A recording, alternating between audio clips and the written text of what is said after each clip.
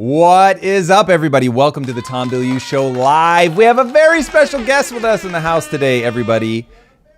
And we got a mute. Oh, it's us in a loop.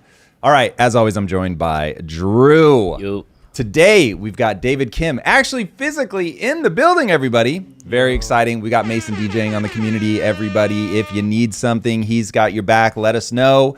You guys know we enjoy the engagement. So let Mason know if there's anything that you want him to bring to our attention. And he will do so if he sees that there's a wave of something, if there's agreement or a worthwhile battle going on in the chat, we will drag it out into the light. All right, we got a lot going on today. Trump signs a no debanking pro-crypto EO, which I am here for as one of the formerly debanked. That is not fun. And so I'm very happy to see this pro-crypto stuff going in the right direction, be the home of innovation. I need that story. I didn't know you were pro-debunk. Oh, bro. I just handle my business. I don't scare everybody. Tim Cook comes to Trump like a Victorian pauper. It was hard to watch. We're going to be talking about that. Trump loves the kiss the ring. This was like the first time where I was really like, oh, for real, no kings, okay? This doesn't feel good. I don't like this. ChatGPT5 drops and is now giving everyone access to a PhD level assistant. I don't know if you guys have played with it. I've started using it. It is impressive, but maybe not the Death Star level event that I was hoping for when Sama dropped the meme. You drop that meme, you better come in pretty hot. So we'll see over time where this ends up. But so far, I haven't had my hair blown back. So we'll see. Are we just on the hedonic treadmill and we are in just an embarrassment of riches and we can no longer see it? It's entirely possible. And also early days, we'll find out. But AI is coming for doctors, everybody. It's coming for all of us. Let's be honest. On a long enough timeline, we are going to have to figure out exactly how we're going to respond to this. We'll be talking about that today. Speaking of things that we need to talk about, men are not getting laid. I kind of want to fight about this one. I'll be very interested to see what happens in the chat with that one. Because this is one of those where I think people are so out of step with evolution. They are so unrealistic about what makes society function. How many wars were fought in the past because men weren't getting laid, and we traditionally just sent them off to kill people to take their women. If you think I'm kidding, start reading about history. They also can't buy a house, and they are fleeing the job market. These are horrifying signs, and if you're paying attention to the things that really mark that something is going in a very bad direction, this would be something to pay attention to. And speaking of directions, Biden overestimated new jobs by, I believe the fact is 1.5 million. And they've had to revise down over and over and over. Was it political? Is it just a terrible data collection stat? That'll be interesting to have that discussion. I haven't decided yet if this is an issue of just politics are so stupid that we are being spun all the time, or if the bigger question is that the government is so antiquated that if you sat in front of one of their computer terminals that you would see like those old bank green screens, if you guys have ever seen those. I almost hope you haven't, but I have a very bad feeling that we'd encounter them a lot in the government. So we'll dive into that and what ultimately is the takeaway. And then America is planning to build a nuclear reactor on the moon. So this is exciting, but I almost feel like I'm being trolled by the government. So I don't know how realistic that is. We're going to see. All right. How's everybody feeling today, gentlemen? Good. Happy Friday. David, it's nice to have you.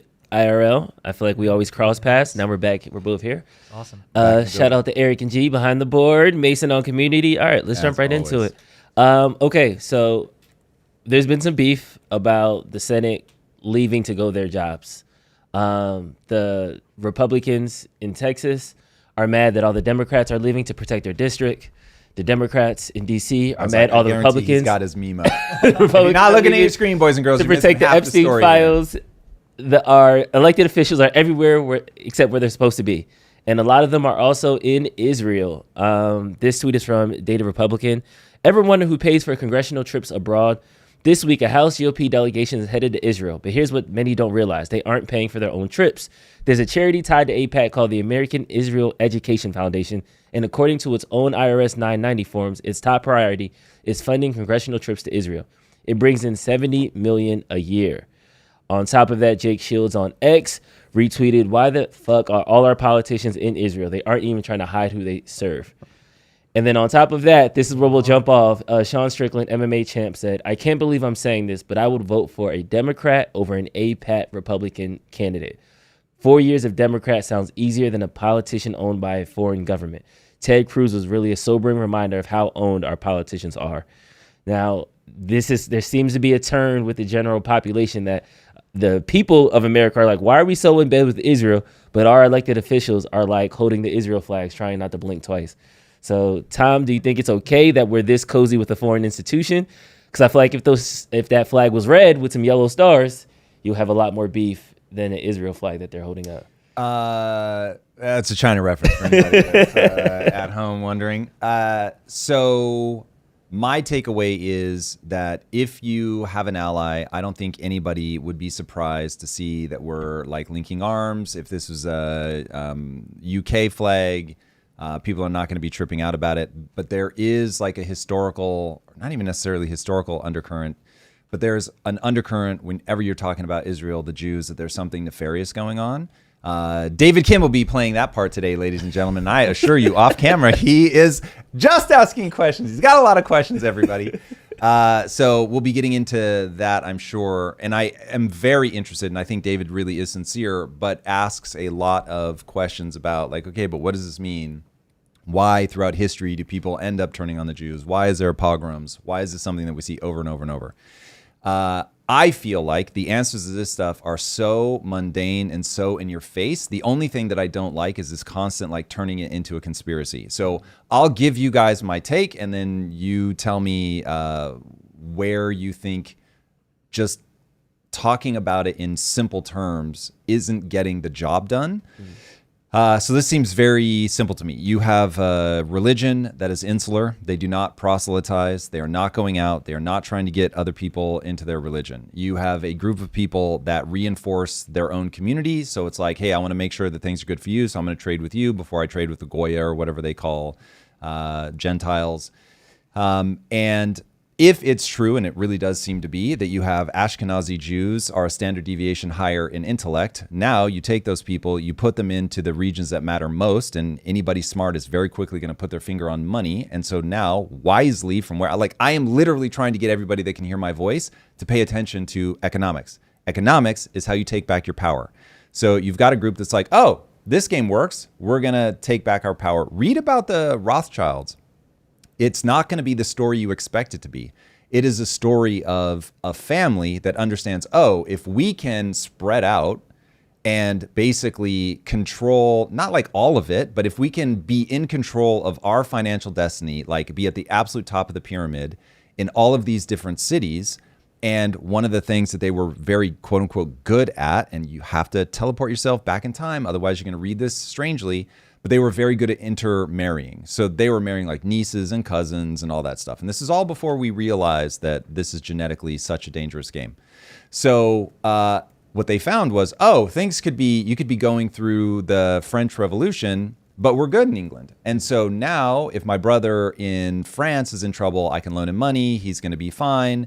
If Germany's going through a hard time, but France and England aren't, they can like help each other. And so they end up just mapping out a fiscal playbook that is so brilliant that is like empire at the civilian level is probably the right way to think about it. And then they were just super clear-eyed about, hey, if you want to get things done, you've got to have relationships with politicians.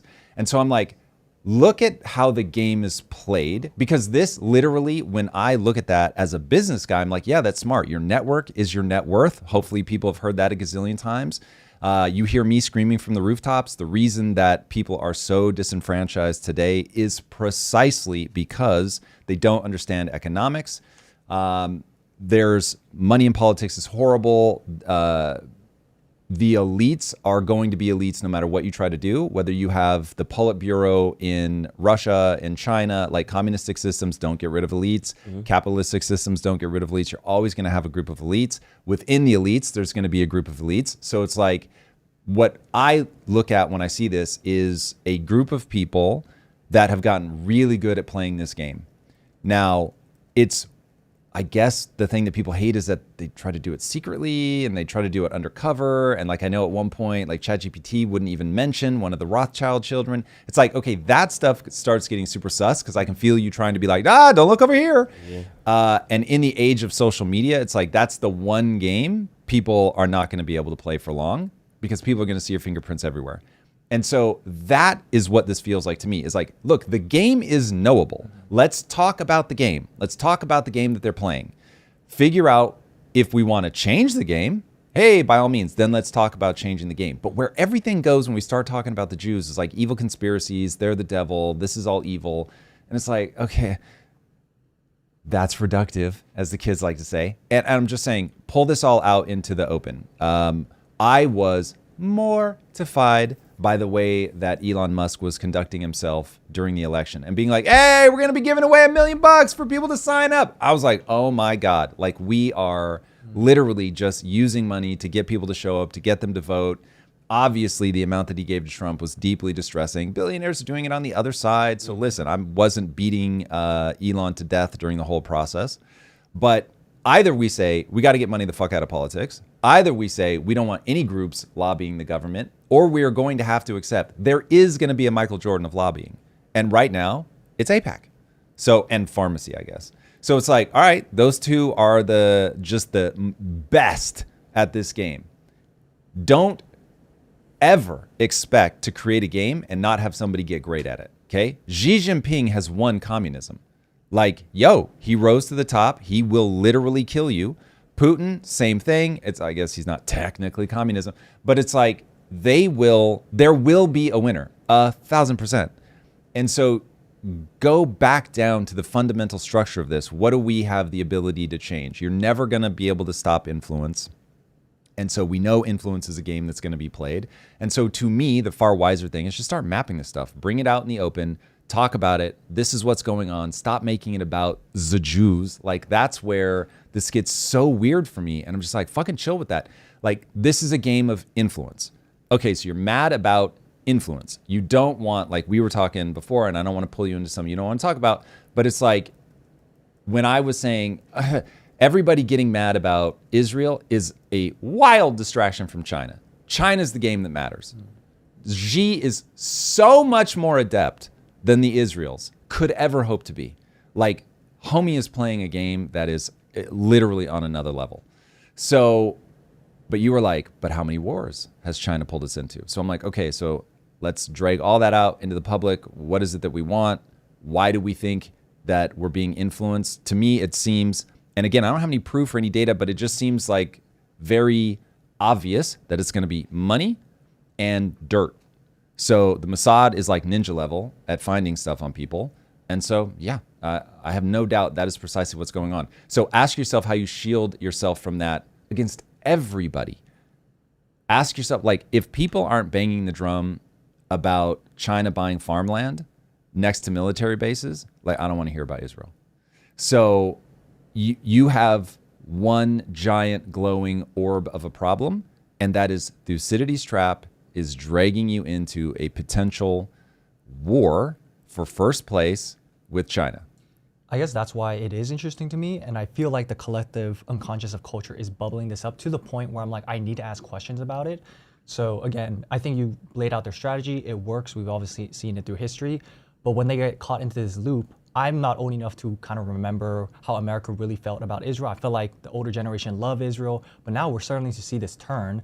And obviously I wasn't part of that turn, but now that I see it, I'm like, why is it happening now? Right? Like, again, it seems like America It's always going to happen in a populist moment. It's always going to happen when people feel economically insecure because you start asking, who's holding me down? You turn to the bankers, and if you see that Jews are disproportionately represented in banking, then all of a sudden you're going to be like, okay, cool, I've now got my enemy. I can't believe I'm about to say this because taken out of context, this is going to sound terrible. But if one were to read, I want to say this as awkwardly as I can so it can't be clipped out, the book Mein Kampf, you will suddenly realize this is a playbook. No. That it is a playbook, that it is very simple to go, oh, okay, cool, we need an enemy. These guys have worked historically. They're going to work again. And like listening to him walk himself through, like if that's going to be the best way to get what he wants, because ultimately his big push wasn't that. His big push was, I want to turn Russia into the American dream. Literally what he called it. He was like, just like in America, you can keep expanding west and you can get all this land and it's fertile and it's going to be amazing. He was like, the German people are stuck. We're like stuck in this small country. We're going to have to expand to give that same sense. Because remember, they're being crushed at that time by the Treaty of Versailles.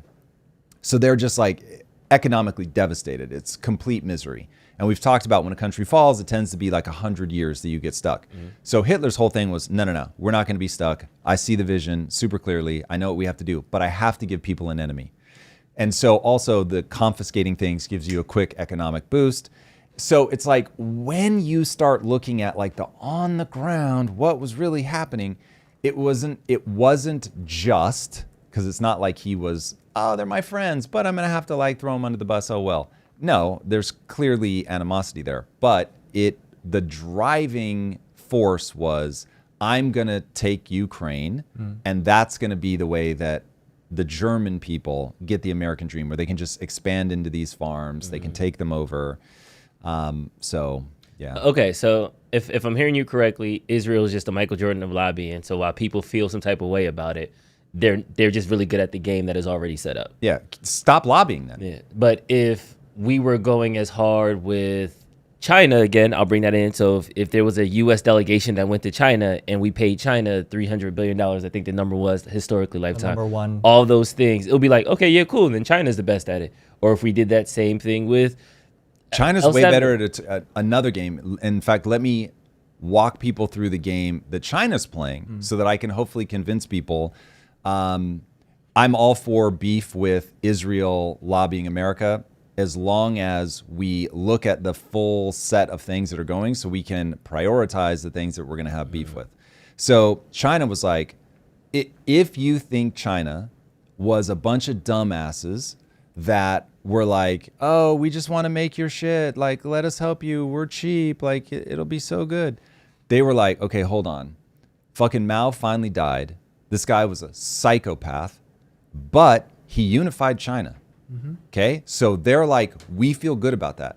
We have suffered 100 years of humiliation. We're never going to do it again. Deng Xiaoping comes into power and goes, getting rich is fabulous, glorious, I think maybe the actual word he used. It doesn't matter if the cat is black or white, meaning it doesn't matter if it's communism or capitalism, as long as it catches mice, as long as it helps us get rich. So he comes in and they have to walk this really weird line of like, we love Mao, but we're never going to do that again. And so he ushers in like this vision for this is how we're going to climb up. They then open themselves to the world markets and the world floods in because it's cheap labor. Then the world goes in and teaches China everything.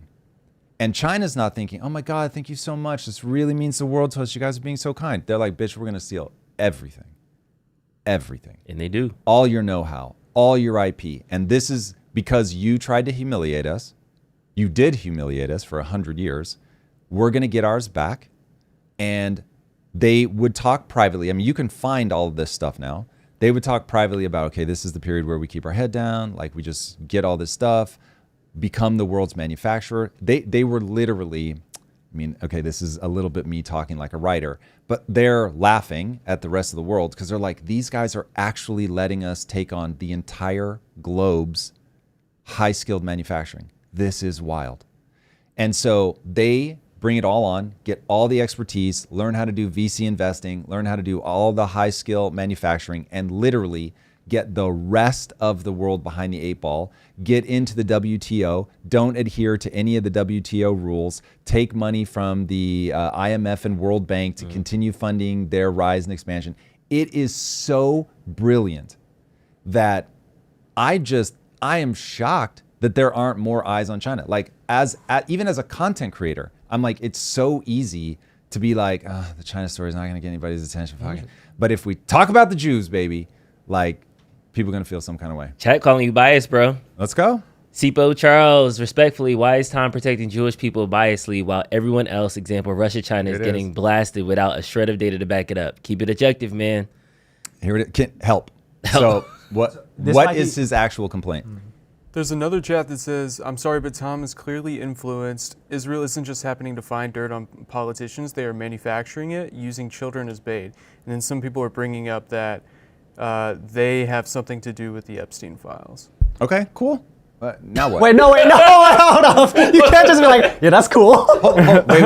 Wait. Hold on. I misheard you. All right. Are you guys in any way, shape, or form intimating that you think Israel is the only intelligence group that does dirty things? No.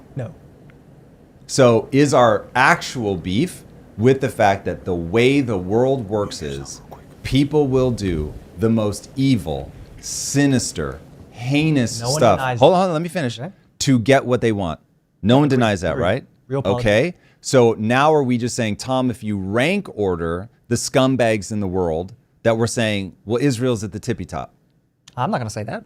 But that's what I'm asking. So people are saying, Tom, you're biased. What I'm trying to say is you guys just have your eye on the wrong prize. I don't understand. So you're saying what Israel's doing isn't a big deal. Let's focus. No, I'm saying the world is a horrible, dangerous, agree. malicious place. Nobody's now arguing. let's rank order that Cool. and talk about what is going to be the most problematic for the average American citizen. Who's going to be more problematic as you try to build a good future? Is it going to be Israel or is it going to be China? And anyone who thinks the answer to that question is Israel is out of their minds. So let me push on that because I think part of the disconnect is we say Israel's our ally. It's our strongest ally. We're back then. We have no treaties with them. We have no formal allyship with them. We have it with NATO, with them, but there are inflation adjusted. We have sent the most amount of money to any other foreign nation, Israel. We don't have any formal allyship. And at the same time, we have like people like Ted Cruz saying, oh yeah, they spy on us. It's fine. But hold up. Like your number one person you're giving all the money to, supposedly tied to Epstein and all the conspiracy stuff over there. Yep. And you're still like, yeah, that's our best ally. Like we're chill. Like that's where I think the disconnect is. Like you can't say they're my best friend. Oh, and they're also screwing me over this whole time. Like that causes the weirdness. If China's screwing us over, we understand that. Like we get that. So No people's one's saying beef is that they're frenemies? I don't know, like maybe that's part of it, but it really does feel like it's a special treatment that they're getting that we don't give anyone else. That's what it feels like. Okay. So anybody that's like, we need to stop giving special treatment to Israel, love it. Great. I'm just saying, guys, But if, none of the if Congress anybody, agrees with you. And they All Americans are like, yeah, America. do you hear Don't me give special- defending the behavior of Congress? Is that what I How need about to this? say? I hear specifically? that you're saying the public's not focused on the right problem, Correct. but you're just saying rank order priority. Yes. Right? Dude, Okay, yes, I need to clean my room. Yes, I smell bad because I didn't shower in 3 days. But there is still moldy milk in the fridge, and we do need to talk about that moldy milk. I know I got to clean my room, and I know I need to take a shower, but there still is moldy milk in the fridge. let me paint another picture. Okay. I come in your room and it's a mess. And I'm like, Drew, we really, you've got to start tidying up. We've got to start getting you to bed at 9 p.m. Like you've got to get on a schedule. We've got to get daylight in your eyes. And by the way, can you please like switch to Diet Coke? Stop drinking the stuff with all the sugar. But you can't hear me because you're freebasing heroin. And I haven't mentioned the fucking heroin problem. So what I'm saying is your room being messy, who the fuck cares? You're freebasing heroin. Let's talk about the freebasing heroin. People do not understand the economic calamity that will be China overtaking the US. They do not understand the economic calamity of not being prepared for a war when you, please Jesus, let it never happen. But if you go kinetic with China and they control your pipeline of drone materials, dude, this is so wild. So I'm like, I am not asking anybody to not be upset with Israel. Cool, be upset with Israel. But when I hear that, to me is like people screaming about your room not being clean. And admittedly, your room isn't clean and that's terrible. And hey, it'd be great if you got that in order. But you have a way bigger problem. And so I'm like, how is it that people are this obsessed with that to the exclusion of this? If people like spent 80% of their time talking about China and then they moved over to Israel and were like, and I care very deeply about this and we got to address this as well, I'll be like, yeah, cool, word. But that the balance feels Let's put it way in off. context, because again, let's say you're right, but if I assume that the reason we were in the Middle East and fought all those wars and spent $8 trillion, let's say it was tied, if not directly, but tangentially to Israel. Okay, so and they you feel like think- they're pulling the puppet string. Yeah. That feels different than a rival. I could deal with a rival. I like a rival. Let's Let push me against it. ask, what do you think is more likely? That a country that we give a bunch of money to is pulling us into all these wars, and it's not us wanting oil. It's not us wanting access to their resources. I can believe there can be two things at once. What I think the American people potentially don't like is it feels like we're being played like puppet strings when we look back, we're like, actually, that wasn't worth it. Was there WMDs? Was there all these type of things? What was the actual Love reason that. behind it? Yes. Yeah. Yes, queen. But it made 100% sense for Israel. Love it. We like the big Yeah. American bullies. Stop doing it. Yay. Now I'm like, Okay, so hey, you actually understand where guess they're coming who you from? might have a fucking kinetic war with? It isn't Israel. The people you might have a kinetic war with is China. Guess who's buying farmland around your military bases? It's China. Guess who's trying to put together a consortium to move away from the dollar? China. Guess who has a population that is so much bigger than you? China. Who has- I'm not done. Guess who has an economy that on a purchasing power basis is bigger than yours? You're never going to No guess. one's denying It's China. that they're our rival. We can deal with a rival. What is happening? Here's the thing, though. So you think You there are is a unique danger coming from Israel that we don't have coming from China? No, but I do. I can say yes. oh, interesting. Okay. The fact that they're cutting off state aid, if you boycott Israel, they're cutting off state aid. It's wild. aid. Crazy. They're, like so. Yeah. So while China is a external fire, Israel is making us turn against each other. Ooh, interesting. Trump is exporting Americans. People we who've can been here unite for against the decades. external enemy. But once it's an ally that I don't know how to treat, but they're still screwing us over. But again, I don't know how. That's like maybe it is the small thorn in your side, but you feel it every day. While the other one, it's like I can fight against that. I can get my sword. I can brandish it. We're all together. I can feel like that's the message. But this one is like, don't look here. Don't look here. Like I think the trickery, even though you might be right, China's the way bigger threat. Now I can go down the whole China route of like maybe the U.S. is actually mapping China potentially wrong. I don't know if you want to go. That'll derail all of us. But just on that, you're just saying people can feel that emotion. I know why they feel emotion, but please look at the right thing.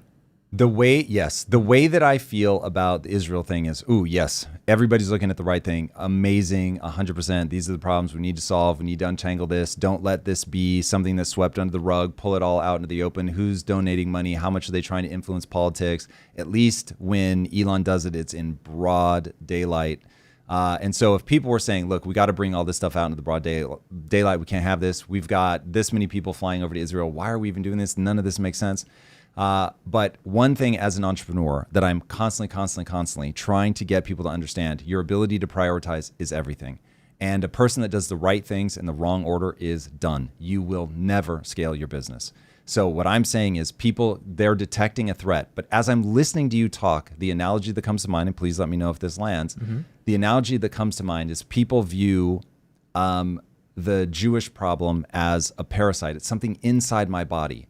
And that's so creepy that people lose sight of the fact that they're actually being slowly suffocated to death by an anaconda. And so I'm like, this is wild. The person is literally, they're already wrapped up. It's already like, this is a bad thing. You need to fight this. But they're like, but I have a parasite inside of me, and that is so creepy and so body horror. I just like can't even deal with it.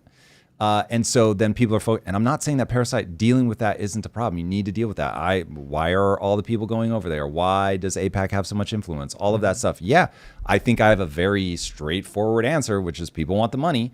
So it's like, but you don't get that same energy for big pharma. Big pharma, I mean, I need to look closer, but I'm way more afraid of big pharma than I am AIPAC. So it's like, and I'm not saying there's no energy for big pharma. There certainly is. But like the Jewish thing brings something out in people that I find really weird. And I would like people to really look at that because there is some like itch that fucking scratches. And I see people go so ham on this and it's like taking over culture. And I'm like, what is happening? But I feel like if you just replace the Jewish people, I know some people are saying this, is like how many of our delegates and all these people have dual citizenship. Now, I'm like, it doesn't even have to be Israel. Let's switch it with China. Yeah. How comfortable would you be with how many of our delegates are either funded by, let's say, Chinese PACs, and they had a dual citizenship with Love China? all this. Yeah. And again, they're on TV, and it's just a bunch of Chinese people being like, you should not invade Taiwan. By the way, we represent, like, you're saying, I 100% agree, but again, your main thing is let's focus on China. Yes. Let's do another one just to make this easy because I love this example. I've got 5 guys, Mordecai Bernsteins, just like in a row. And I've got 10 like Xi Jinpings over here. Okay. And then I've got 5 cats from Estonia. And they're all just throwing money around. And like our delegates, like our dual citizenship to the different countries. I'm going to have a pretty easy time rank ordering them. China, Israel, and then a big gap Estonia. So I'm just saying, hey guys. But what if as a Estonia heat controlled map, the banks? If Estonia put itself in a position where it could cripple me more effectively than the other 3, then Estonia jumps to the top. But Estonia is not at the top. Like, in the same way that we should probably all be losing sleep over North Korea having nuclear weapons that can reach America. But it's like, you got to rank order your threats. So I don't know, man. The whole Jewish thing just feels like aliens to me. It's like people trying the to first get time I let it distracted slide. with This is the shit. second time you said like the whole Jewish thing. Do you think that this is the anti-Semitism that's being rampant? Do you think that that's clouding? No, I don't think everybody that gets into this is anti-Semitic at all. I think that's a mismap. That would be another layer of obfuscation. Okay. I'm saying pull this front and center as something that has to do with the way that systems are set up. You have a system set up where money is super powerful. We've allowed money in politics. Networking is very powerful. You have a group that is access to huge amounts of capital, a wide diaspora. They work with each other. They understand the power of influence in politics. So going back to the GOAT of lobbying.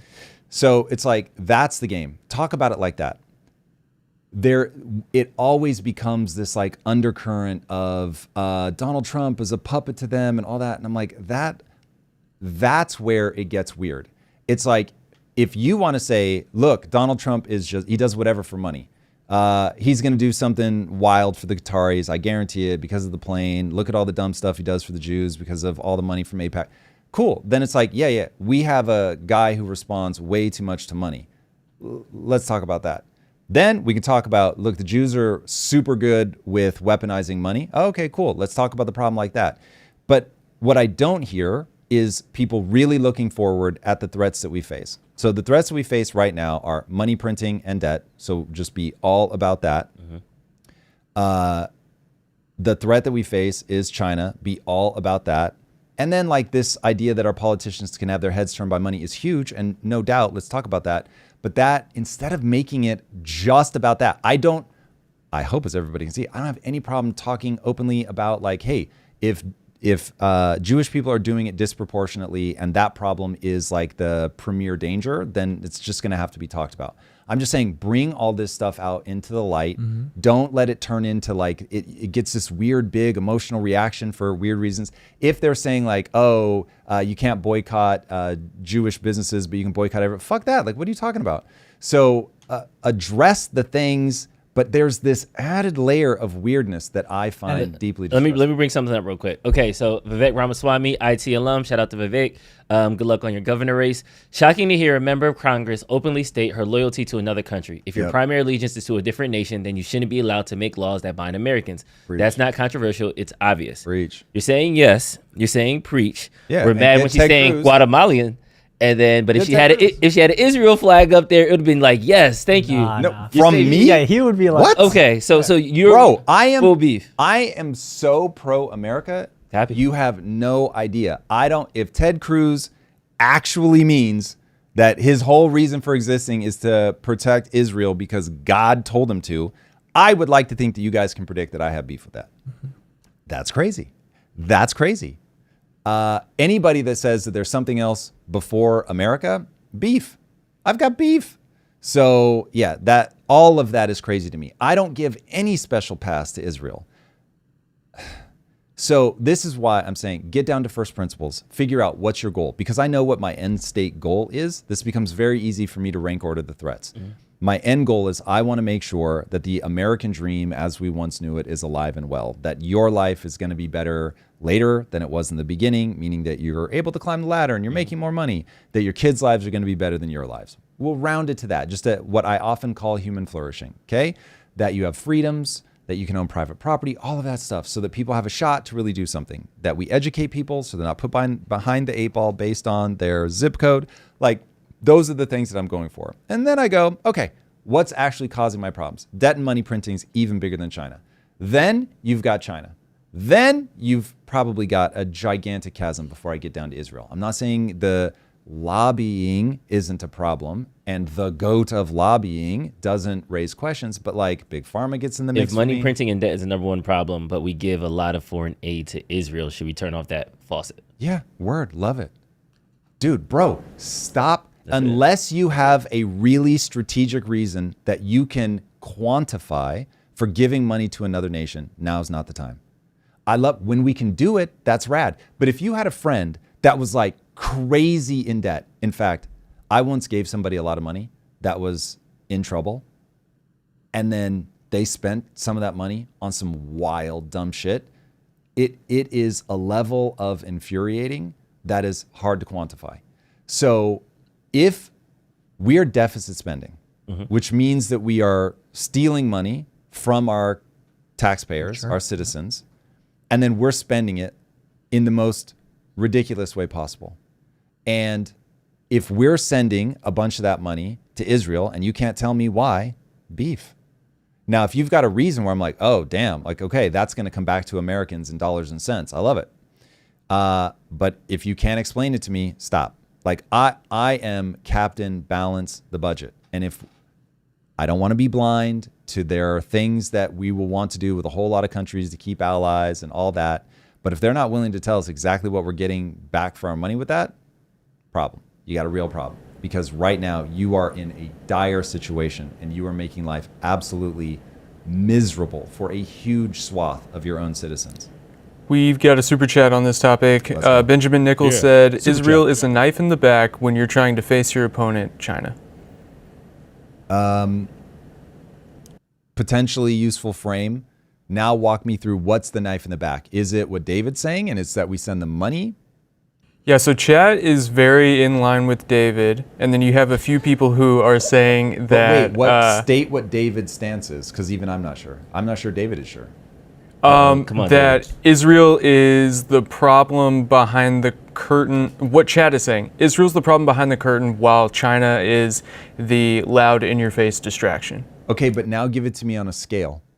So is China a bigger problem in terms of its potential to disrupt our ability to make the American dream a reality? Or is Israel a bigger threat to that? How about this? How easy is it to be like, all right, Israel, we love you, but we're done for now. We'll talk to you again in about 10 years. We're focused on China right now. If we just got that message from all our politicians, we'd be like, we're good. Like, let's move on to the big topic. But it seems like every time we're trying to move on to the big topic, they're like, let's go to Israel for today and let's go on another trip. I think that's where American people are like, what is happening? Because none of the voters seem to be behind this. Well, hold on. So this is, again, where I'm like, wait a second. We know what's happening. I think we know what's happening. Yes, they are lobbying. So they have a very powerful diaspora. They're actually not the biggest lobby. Again, the pharmaceuticals, so much. Yep. But like, it seems like, again, they're getting special attention for the dollars. What's your hypothesis out of curiosity? Why are they able to pull this off? Why is Israel able to put it? Yeah. If I'm trying to steal, man, again, I wasn't part of the previous generation, but it seems like we really loved Israel. So a lot of our politicians on the older side, they still have that affinity, maybe to the point where they're getting information that I'm not as a citizen. Like I'm still kind of like, what benefit are we getting from Israel?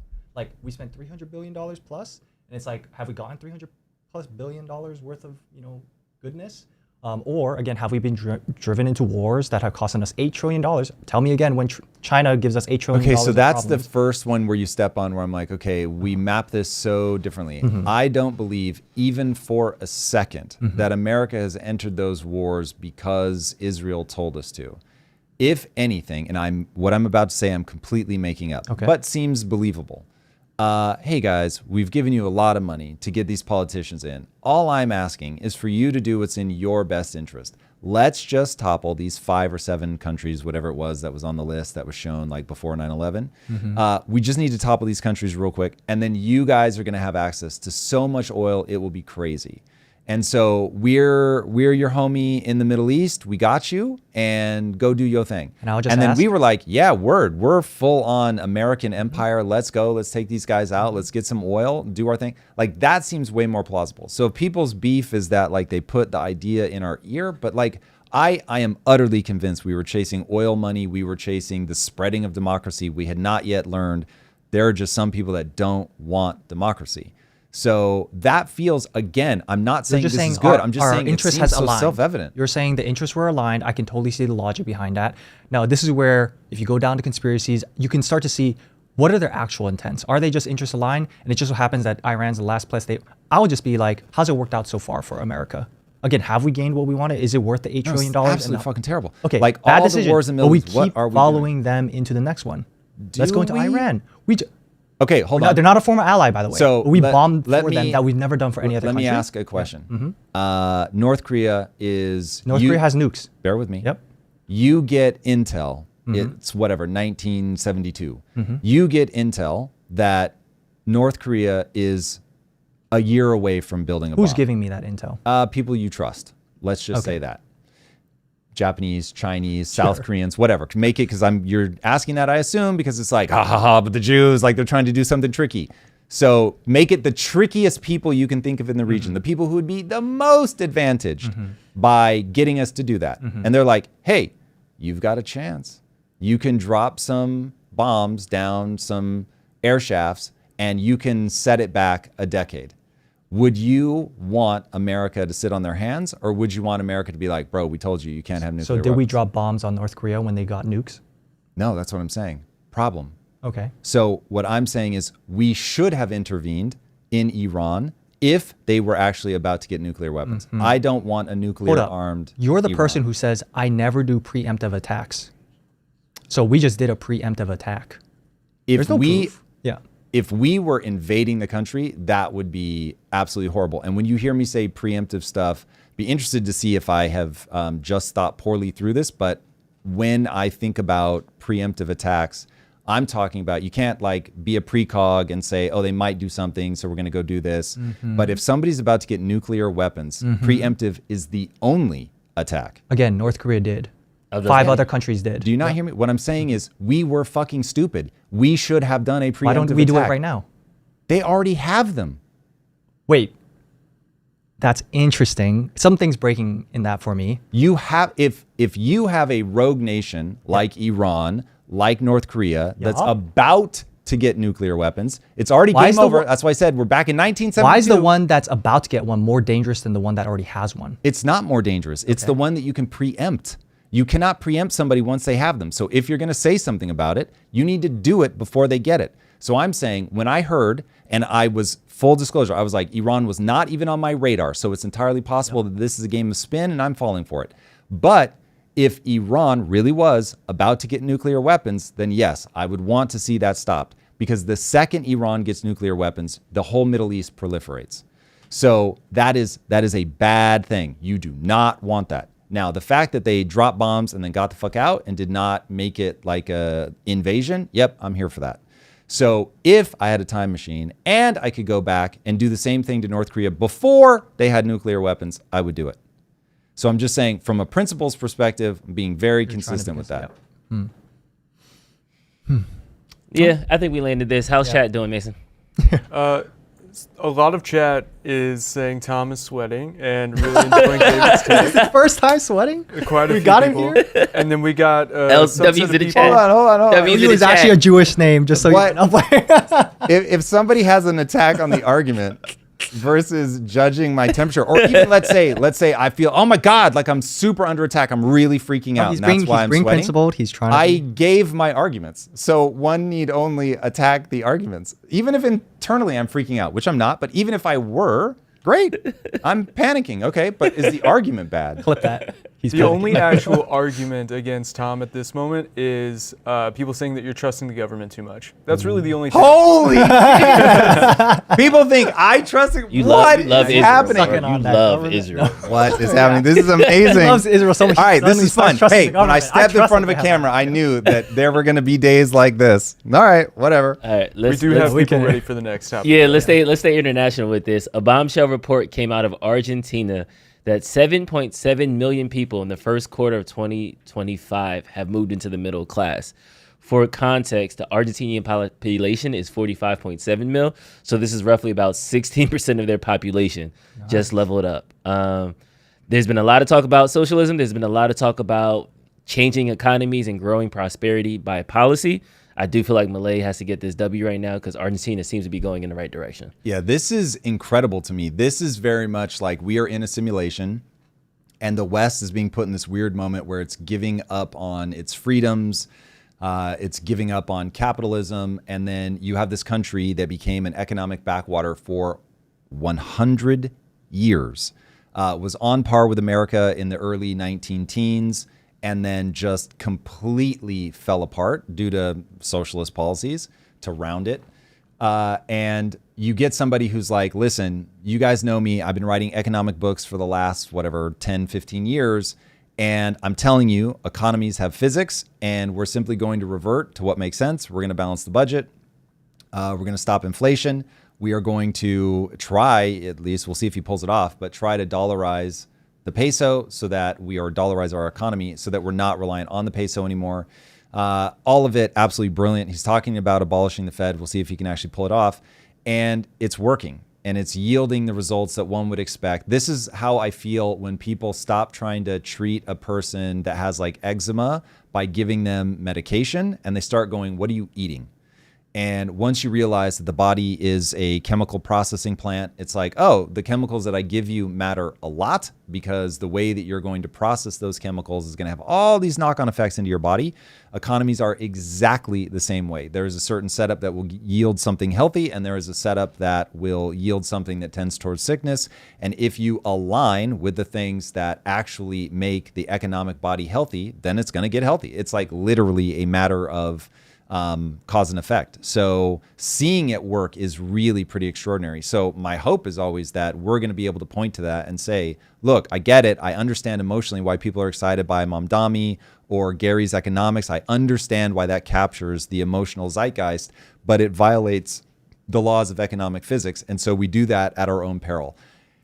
And being able to at least point to Argentina and be like, see? Like, this is the direction that you need to go in order to bring back the middle class.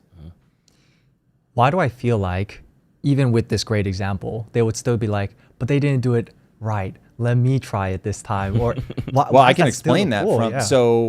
From a psychological perspective, it's actually a really powerful thing in the human psyche to believe that you're amazing and that you're going to be able to figure this out. This is the very thing that pushes people out of the cave to innovate, to face all the dangers of life and be like, no, I can really pull this off.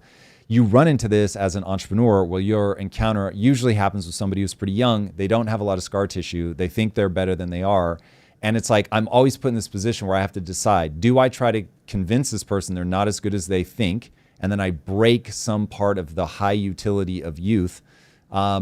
Or do you sort of let them run rampant for a while and take advantage of that energy and that cocksureness, knowing that, they're going to, at a minimum, they're going to dent the car. You try to keep them out of a position where they're going to total the car. But part of the reason that genius is a young man's game is that arrogance. So you take that, and now if you couple that with like a narcissistic personality type, and you can get an amazing politician, but you can also run things off a cliff because your emotions will make dots feel like they connect that don't actually connect. You're not dealing in the land of cause and effect. You're dealing with, I feel right, and therefore I'm going to keep plowing ahead even when everything shows me that this is wrong. If you don't have an internal locus of, I take responsibility for the outcomes, then you just blame other things. No, I am right. I can feel I'm right. And even though things aren't going well, that's because of these other people or these external forces. And that's how people drive themselves off a cliff. I'm trying to think, is this a branding problem? Because the way I see it is when I relate with the young people of just being like, everything's starting to get overpriced, but the system I'm in calls itself capitalism. So I'm like, wait, so it obviously worked for you guys, but it's no longer working for us. If anything, it feels like you're stealing from the future, right? And that's me. So at this point, capitalism obviously isn't the answer. So I'm going to just flip the table and just let's try to find a new answer. Even if it's the one that you said is not working, well, the current one you're telling me is working is not working either. Yeah. So I'm just going to try this new one. And that could, jump into the stats we're seeing in like homeownership rates plus marriage and all that. But ultimately, that's what I'm trying to wonder. Like, even though you're saying it's the right answer and you can prove it and all this, what I'm feeling, and you might say you're right to feel that, but like, don't the feelings actually come from somewhere? Like, there is a lack of something. There is a thing I can't be doing. That's why. So Gary's economics, I talk about the poor guy so much. We reached out. We're getting him. The reason that I talk about him so much is he's identified the right problem, but not the right solution. And so I really believe he's sincere, and I really believe he's trying. But he hits this point of exasperation, and instead of going, okay, what is the cause and effect? Has somebody done this well before? Have we run this experiment in history?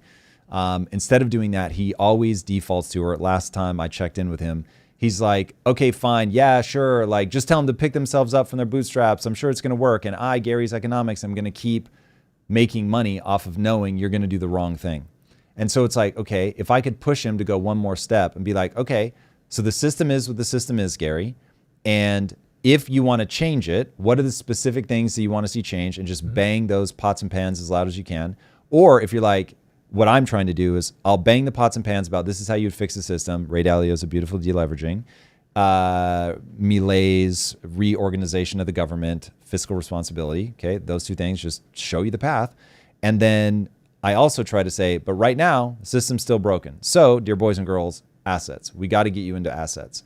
And now you've given people a 1-2 punch of, okay, if I want to change the system, and that's where like I get a sense of meaning and purpose out of fighting that fight. I don't want to learn about economics. I don't want to invest my money. I'm a person who's wired to lead people, to be an activist. It's like, awesome. That really is, the human animal is made that way. There are going to be people that do that, and there will be tremendous positive outcomes as a result. But you actually have to understand, like, you want an economic engineer to also be the activist, so that they're like, okay, when do we want change? Now. So it's like, you got that guy, but they actually know what you need to do. And so now when the people roll up to Occupy Wall Street, everybody's rallied around a group of people that are like, let me show you that this works like an engineering problem. Let me show you how you solve this. And so this is exactly Milei. So he gives you the theatrics. He matches your emotion. He tells you this is unacceptable. You've ruined the Argentinian people. He talks with all the populist rhetoric. You feel seen, which is so important. Literally, shout out to Gary's economics. He makes people feel seen. So it's like, I don't fault him for that. But I'm like, now you need somebody who is an economic engineer that can be like, and now this is what we're going to do. And so that's why, like, oh, Ray, I love you so much. But Ray is just, he's only in this like baby ABCs thing and doesn't understand if, fair enough, look, Ray's put in his time, but it's like, we need somebody that can just like go like essentially scream at Besant all day and say, Besant, you know the truth. This is exactly what has to be done. And can ask the right questions, to hold the administration accountable, to walk me through, you're doing this, and what is the expected outcome? What's crazy is I was going to ask you, like, on the Gary economic side, emotionally rallying, not the right answer. And you gave Milei as the example. I was going to ask you, like, who is that for us? And then I think the closest thing as you were talking, I was like, wasn't that Elon? Wasn't that exactly what he was trying to do? I mean, Elon tried from the Doge angle. Everybody has their flaws. I would much rather Elon either really just go be tech support for the government, which would be unbelievably transformational, and I wish that he would do it. But don't talk about cutting, because there's something about your personality, the fact that you're so rich. People are just going to be suspicious. So even though that to me is one of the greatest missed opportunities literally ever, that one's heartbreaking. But anyway, it's not going to work. The American people aren't going to stand for it. So you need to revolutionize the technology to modernize the government. But what we really need is an economic engineer that can actually, and I think Besant is it. He doesn't have because of his position, first of all, everyone's always going to be skeptical, but he doesn't have the ability to capture people's populist imaginations. So I think it's going to have to be a 1-2 punch of a guy that like can really whip people up, and then Bessent being like, yeah, those are the right strategies. And so now we're like, this guy makes everybody feel seen, and then Bessent hopefully is actually running the playbook to get us back on track. But right now, unfortunately, all I see the Trump admin doing is going, we're going to grow our way out of this. And that is their only hope. And that's one of the levers that you pull, but you can't only pull that. I don't think. I mean, maybe AI, but I doubt it. I want to bring in this Charlie Kirk tweet, because what we're talking about right now is in this populist moment, people are leading with emotions. And his point, mass import Islam, destroy America, it's that simple. We're seeing Muslim students at the University of Illinois, Chicago, try to capture that emotion and steering people away from America, away from capitalism, into Islam. Let's watch the video. Never let a good America crisis go to is waste. the cancer. America, the American government, secularism, democracy, capitalism, these are cancers that have spread their illness all over the world. In America and in the Middle East. In America over here, people have the freedom to, again, like I said before, commit zina, do os fahisha, but when you speak up, it's a problem. Non-Muslims are tired of this cancer. They're tired of the American government. Okay, so yeah, I mean, look, this is whenever you have people that are disaffected, you're going to get populist voices rise up. And just to name what a populist voice is, it's somebody who's very eloquent. They're able to articulate the things that you feel, and they promise a better solution. And if they throw in a, we're going to slap the other side around, then they get mass bonus points for that. And so you're going to see a lot of that. And I mean, shout out to the Islamists who are very good at running a super strong playbook, which is go into an area, have a whole lot of kids, be very clear in your messaging. Being powered by God helps a lot.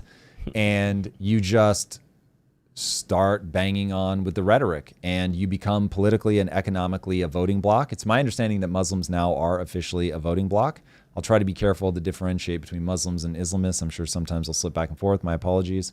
But that is like the Islamists are really capturing a populist sentiment right now. Like, this isn't working for you. It's like a return to God, a return to the family. We'll see, man. I think, though, America does have to take a little bit of accountability in this, because A little bit. Everybody was talking about how the Muslims have taken over Dearborn, Michigan, and there was like a whole parade, and it's the largest Muslim population. I kind of did some digging, and Dearborn was one of the OG Ford factories. And those are one of the Ford factories that got shipped over the border. And now the people, the economy that was there for regular Americans that were fighting and keeping that community up, they had to move because the jobs left. Now that the jobs left, the population of the town dropped, things became cheap, things became scarce, the Muslims came, seen their opportunity, and took over and spread. So it's one of those things where it's like, it's easy to say the Muslims are coming and they're trying to take over us and we need to like put our borders up, but we also really have to take a hard look that we need to help people. These people are struggling, people are hurting. I don't know if this is re-education, I don't know if it's distribution, I don't know if it's the deleveraging, but we can't act as business as usual. We can't grow our way out of this. I don't think Trump's method is going to work, because people are feeling too emotionally And do you fragile think right now. that the Muslims are going into these communities and they're elevating people, and that's They're elevating whoever's on their team.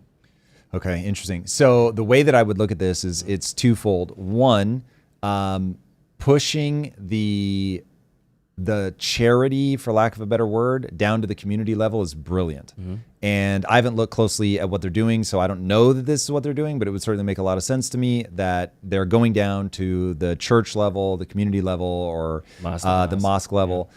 And they're giving people a place that they can go and be safe and get a meal and feel loved and feel included. It's a brilliant playbook, and every religion should be running this. Every religion should be down at the community grassroots level, making their community feel seen. There was a place I went to church in a place called Salishan Lutheran Mission. Shout out, man. If there's anybody that can hear my voice from the Salishan Lutheran Mission right now, wouldn't that be a trip? And that's what that church really tried to be, was a place where people in a super dangerous neighborhood could go and community, be uplifted, all that. It's brilliant. And it's the playbook that we have run for a very long time. So right now we're trying to do everything at the federal level. I think that's a mistake. So anyway, push it down. So it sounds like they're running that playbook. Brilliant. It's worked forever. The other one is we're going to be in a battle for our values as a country. And This guy, who I would not say strikes me as in any way, shape, or form representing Muslims, this falls more into the camp of Islamists. Don't know who this guy is. Could be totally misreading, but certainly that kind of rhetoric you normally see out of somebody's mouth that's been far more radicalized. So that is high risk, because personally, I will say I don't want anybody in the country that thinks America is a cancer. I also don't want people in the country that think that humans are a cancer, but if you're a citizen, you're a citizen. That's that from where I'm sitting, and I'm prepared to deal with that. And if all the citizens in America vote for a system that I think is abhorrent, well, that's just the way it is. So that is ultimately how I read the situation. Yeah. So even with like, we're going to get into this young man or like problem segment as well. The community. I think I know what you mean by that, but I did not say that, just for the record. Young men are the problem? No. That young man problem. The young man problem. That's very different than young men are the problem. Yeah. Got it. Okay. Even for those level of changes in the economy, is your first gut to go community level and kind of help those things out? Certain things need to be handled at the community level. And so when you think about like homeless problems and things like that, when you try to do it even at the state level, doesn't work. Try to do it at the federal level, definitely not going to work. Some of these things need to be pushed down, partly because you need to see who's actually in need and who's freeloading. And so this is where nature has a solution for this, which is that groups were typically about 150 people, and you knew you had 3 or 4 people that were trying to freeload, and you would quite literally let them starve to death if they weren't willing to go on the hunt with you. It was just a nice, easy way to take care of shit. You're either going to contribute or you're going to die. And when it was somebody who was like, no, on that hunt with the mastodon, he had his femur snapped and he's never been able to walk since, so he can't like go hunt. But he's doing his best to like help out. Everybody loves him. He was the most gangster for so many years. And so now we're going to help this guy. Well, you can do that when you're in a small group. It's like your church. You know everybody. You know who's contributing and who's not and who's really trying to do their thing. That's why they say families are communistic. It's like, yeah, at the family level, it works, but it doesn't work at the state level. So, and this is partly because dad's going to be like to Timmy, you didn't milk the cows. Like you're going to bed without supper or whatever. And you do the punishment. And you're like, this kid is going to get in line. And so when it's a small group and it's kin, it's like you can do things like that. It's a question of what scales. We've got a super chat. Let's go. John Cragnis said, Super Tom, John. Super chat. why is it wise to let China know what our expected outcome of our actions? How is that knowledge not weaponized? Does Trump and Bassett need to balance a vision with misleading our foes? Many communists would. Okay, well, I love that question. That is very strategic of you. And here's the bad news. I assure you, Trump and Bassett lied to the American people specifically to send disinformation to China. Now, is Trump the worst at this ever? Yes, because Trump just loves to talk. He cannot help. He wants you to know that he's the best. And he's going to tell you everything. Shit he should not tell you. Things that we wish he wouldn't say to China. I just interviewed Andrew Bustamante. It's one of my favorite interviews with him. I cannot wait for you guys to see it coming Tuesday. Keep your eyes peeled. It's a banger. And we were talking about like, dude, we're in a rough spot where you literally have to lie to your people. What do you do with that? That's crazy. Like Xi is literally, because they've leaked some of the messages, he's like, we have to create propaganda. Propaganda is critically important. And we are going to control the messaging. And we are going to tell Chinese people that they are the best, that it is mandated by heaven, that we rule the world, literally. And I'm like, yeah, I want Americans to believe the same thing. And so I'm going to be interviewing Hassan Piker, who said that he's a propagandist, right? He's the guy that said that. And I'm like, I hate it, but I get it. So look, I'm running a different playbook. It works maybe for one person. The way that I interface with the world just does not scale. And it is exactly why I will never, even if I woke up tomorrow with a severe head injury and decided I wanted to run for political office, it wouldn't work. Like you have to lie, you have to position, you have to spin. Otherwise, you'll never get where you want to go. Well, speaking of lying and spinning, Benny Johnson retweeted that President Trump and social economist Stephen Moore just exposed that Biden's Labor Department inflated job numbers by a staggering 1.5 million in their last 2 years. But you have to lie. You have to spin. Yes, George. Thank you, Mr. President. So I called the president because I had some very good news from some new data that we've been able to put together that no one has ever seen before, and I'll just very quickly go through these. So I was telling the president that he did the right thing in calling for a new head of the Bureau of Labor Statistics, because this shows that over the last 2 years of the Biden administration, the BLS overestimated job creation by 1.5 million jobs. That's Mr. President, that's a gigantic error. And I don't know if she's, I'm not It might making not have been an error. That's the bad part. If it was an error, it would be one thing. I don't think it's an error. I think they did it purposely. whether that, you may well be right, but even if it wasn't purposefully, it's incompetence. Right. Yes, George? Yeah, this is exactly why we need to update the tech. This information is, I won't say it's easy to aggregate, but technologically, it's far easier to aggregate than these guys are making out. This is why businesses will get this data and have a much clearer sense of where things are going before the government. So yeah, we've got to update the way that we track this stuff. We've got to make sure that we're holding people accountable. But look, they're exploiting a cognitive bias that humans have. If you're the New York Times and you run a horrible headline and then later retract it, people only remember the headline. So that just is the way that it is. So it makes me sad, but that's where we are. So, and I saw people in chat saying you don't have to lie. You don't have to lie at the individual level, and you absolutely have to lie at the government level. That is the way the human mind works. We are narrative machines. And if you don't pre-masticate something and give people a concise, understandable thing that points them in the direction you want to go, the society will tear itself apart. So. But that also, I'd like to say, feels like it doesn't scale. Because once we all know that you're lying doesn't scale? Yeah. So you're saying we must do it because that is how the human brain works. Mm-hmm. But once I start to know, oh, you're lying to me, then it stops scaling, no? Does it? It's still working right now. So then in that case... Drew has literally said from day one, kids, listen, is this thing on? You're never getting the Epstein files. And he keeps telling us that. And yet they do the kabuki theater enough to get people to not care anymore. And we're slowly, I'm not even caring anymore. I was pretty hyped. I was like, no, come on, there's no way. I wanted to start a movement that said, we're not paying taxes to pedophiles anymore. Everyone just stop paying their taxes. Like until we get... You can get me behind not paying taxes pretty easy here, Debbie Kim. So yeah, I think that I will be far more interesting to people who embrace a realist view of the world. And the reason is I am only interested in that. It's the only thing that matters to me because once you understand the cause and effect of the world, you can actually use it to your advantage. So you're willing to just lose for your honor, for your values, because you know it works, but you're not going to do it. It's interesting. You just track switched, not intentionally. Mm-hmm. But now let's talk about the punchline of life. The only thing that matters in life is earning your own respect. Mm-hmm. Because one of the things that I value myself for is integrity, then there are just certain things that are off limits to me because when I'm in the shower, I want to like myself. And I won't be able to if I'm lying, spinning, bamboozling. Doesn't make me feel good. Is there an argument to say that's actually quite selfish of you? If you knew you could do the right thing at a larger scale, yeah, probably. You feel good about yourself. I'm not going to be that guy for people. Okay. So, and I'm willing to accept it as a flaw. And hey, maybe something happens and down the road I change my mind. But I got two of the same questions. Tough. One from Cat Has Questions, great name, and one from Kevin Robinson. Has Questions.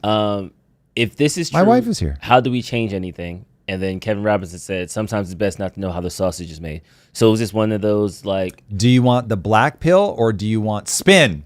Eat both. I'll give you a little spin right now if people want it. The black pill is we're automata. So change merely moves through the system like a wave propagates through the ocean after an earthquake. That's it. That's real life. That's actually how this works. If you want like the uplifting thing, even though we are automata, we respond to ideas. It is far more interesting to build a frame of reference inside your mind that you're in control of your life.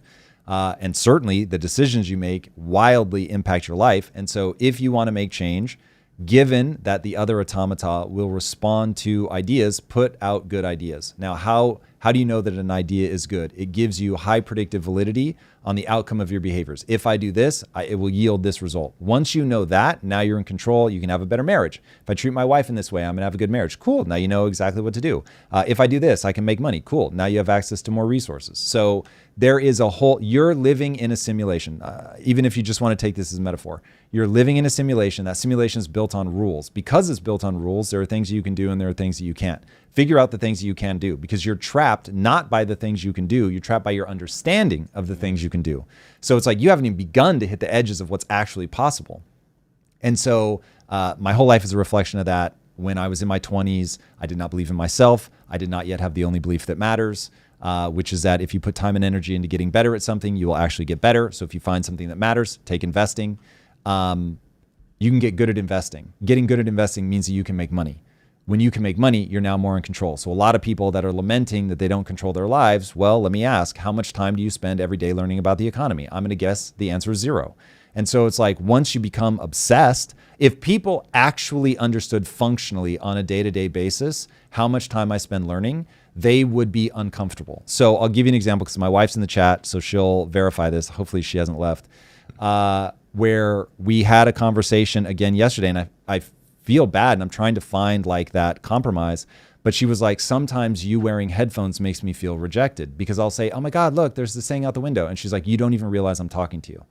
And every time we've run this experiment where when we're in the same room, then I'll take my headphones off, we don't end up saying anything to each other, and we're just like brushing our teeth or whatever. Obviously, if we're together and we're hanging out, I don't have my headphones on. I don't want people to be confused. But like if I'm passing through the room and she happens to be in there, we ran the experiment one time. If I take my headphones off before I enter a room that she's in, it makes her feel better, makes her feel like she can communicate with me. And to be honest, I never stopped doing that on purpose. It's just like 85% of the time, she'd be doing her thing. And so there'd be no meaningful exchange. So if I just started I'm leaving. just gonna let you know, I'll be your marriage counselor right here. The David, trick. Just have one earphone in. That's actually really, David, that is what I do in my problem marriage. solved. I love that. That's genius. Revolutionary. I'm going to do it. My wife was saying sometimes you have to say something 5 times. Baby, David just solved all of our problems. That's fucking simple and absolutely brilliant. I love that.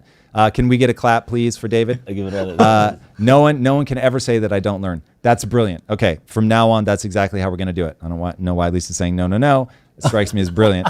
But no, you missed the issue. Uh-oh. Ooh, it's not about the Did I tea. Is miss what? the Is there issue? something else? Is that really true? Uh-oh. I'm not convinced. All right, give us the whole paragraph, Lisa. Because she wants to be heard. So I don't want to derail the whole argument, but just the idea is about being present. Yes. The way that you explained it to me, though, was that if you say something, you want me to move towards you to look at the thing that you're pointing out, which I would be able to do because I hear you and you would never go unheard. This is so funny to do in public. Like, are we having here this for it. conversation right now? All right, we'll talk more about that. But maybe say people are scribbler saying you'd only be half listening, and maybe that's exactly how Lisa feels. Yeah, but you'd still be distracted. All right, feels like a step in the right direction. Feels like it's worth testing. But if it doesn't meet her needs, then we still have a problem. Anyway, Femboy, I agree. I don't even make an effort to be right 100% of the time. Okay, so back to just always learning. When you're spending your time learning, it is shocking how good you can get at a thing that matters. But I find that people don't put in that time. Now, as you're seeing here with my wife, there are trade-offs. Time is finite, so do with that what you will. But I find most people are wildly inefficient with their time. Is Eunice actually here? People are saying hi to Eunice. Are you nice? In the chat? Real? I was Let's gonna go, say Eunice. what's up, but I didn't know if it was a bot or somebody trolling. I double checked. It's the right. It's the bring that booty. Hey, bring that booty in the chat. House. Shout out What's to up, Eunice. Eunice? That sounded weird, but it is wonderful to have you, Eunice. You are missed. Yeah, those who don't know. I seen this meme floating around Instagram yesterday. I'm trying to pull it up right now.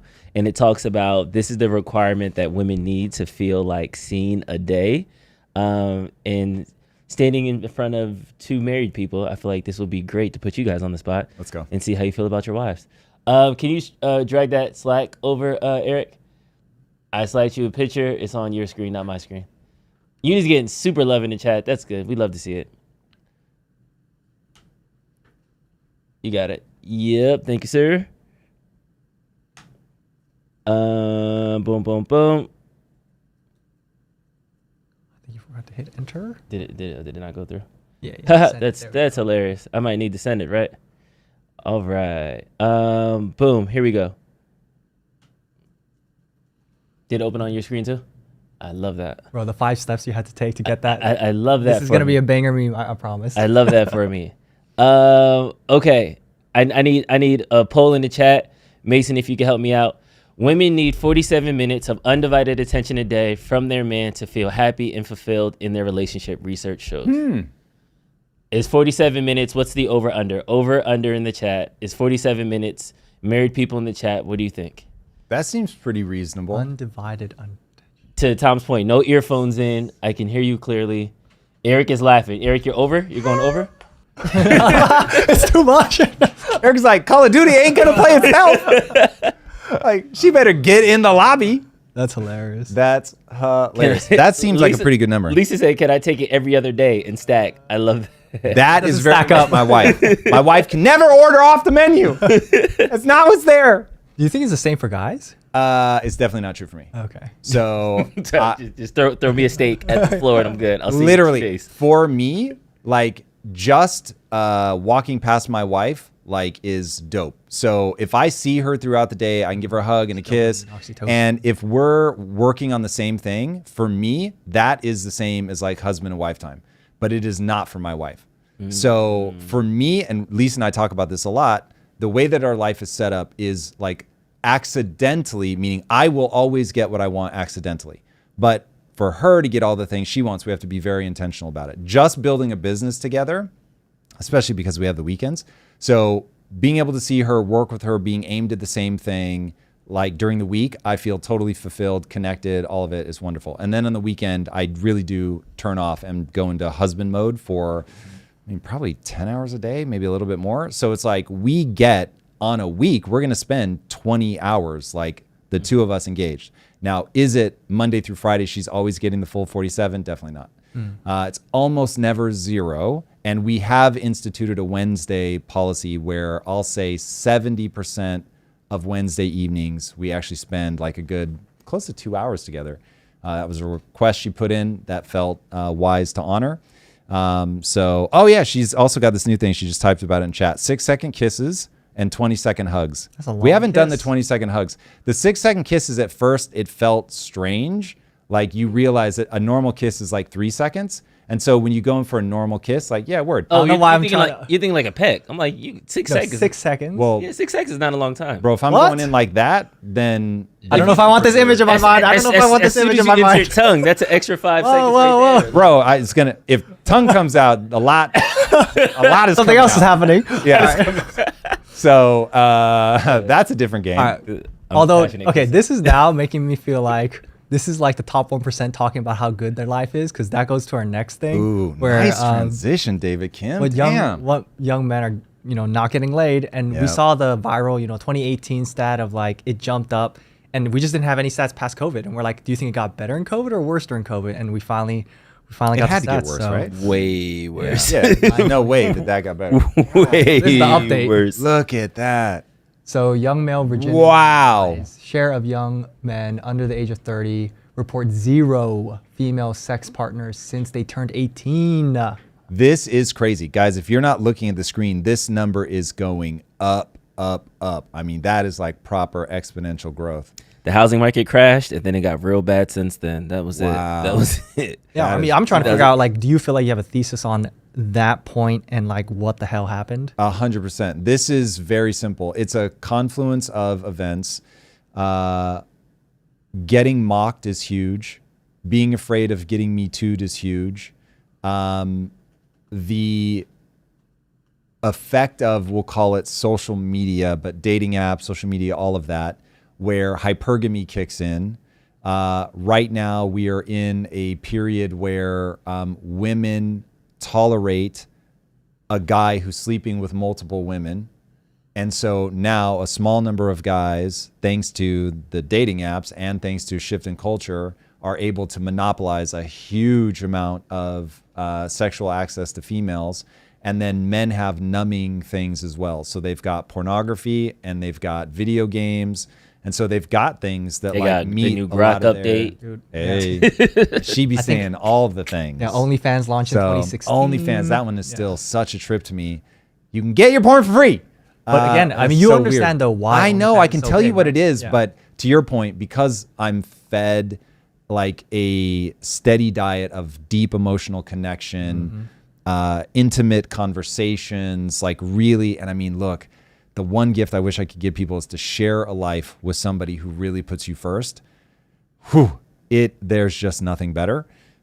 So yes, from my perspective, because I have that, it just seems so wild. It's the one thing that I never, and I try to put myself back in the days before I unlocked the key to being good with women in my sexual market value. I want to be always very clear about that.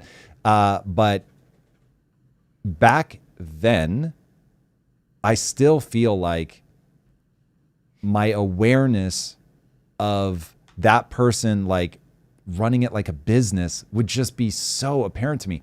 And in fact, I've never been bamboozled by strip clubs. So I would not have been bamboozled by this. Like when you go into a strip club and they can be fun, and look, if my wife is still in the chat, we've gone to strip clubs together before. It's fun.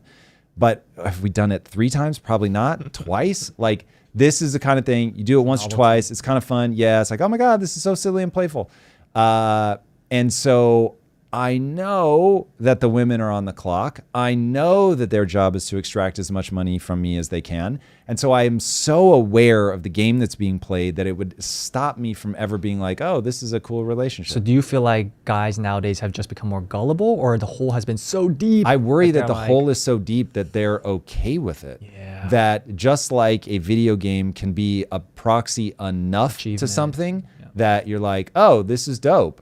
That it's, I mean, even talking to an AI actually made me feel like I have a writing partner. And I'm like, I can't believe this trick works on me.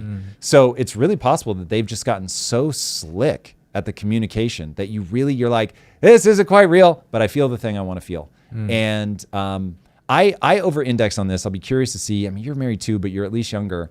The one that freaks me out more than anything is it really does feel like we saw that DSA, Democratic Socialists of America, where they were talking about the only difference between prostitution and marriage is the price and the length of the contract. And so I'm like, if I'm walking up to somebody who might, right now. if I'm walking up to somebody who might hold that belief, I'm like, and might film me and be like, yo, this guy's a creep. Like when you think about like Aziz Ansari and like what he went through for just being awkward, it's like, yo, that is so crazy. So I get why people would back off and be like, I don't know that I need There's that drama in my definitely life. a overlaying like nihilistic shift. Like the whole, I know people have talked about overpopulation, but now it's all about, we're losing the amount of kids, replacement level. But I'm seeing so much sentiment of like, who cares? Like, this is good. Like, great. Like they don't miss it. Yeah, they're No like, beef. this is amazing. Like this is great for our Yeah, issues. men- This is less men being issues. down yeah. bad. Okay, Get it. so It's the patriarchy. I will give the pitch that people always give me about having kids.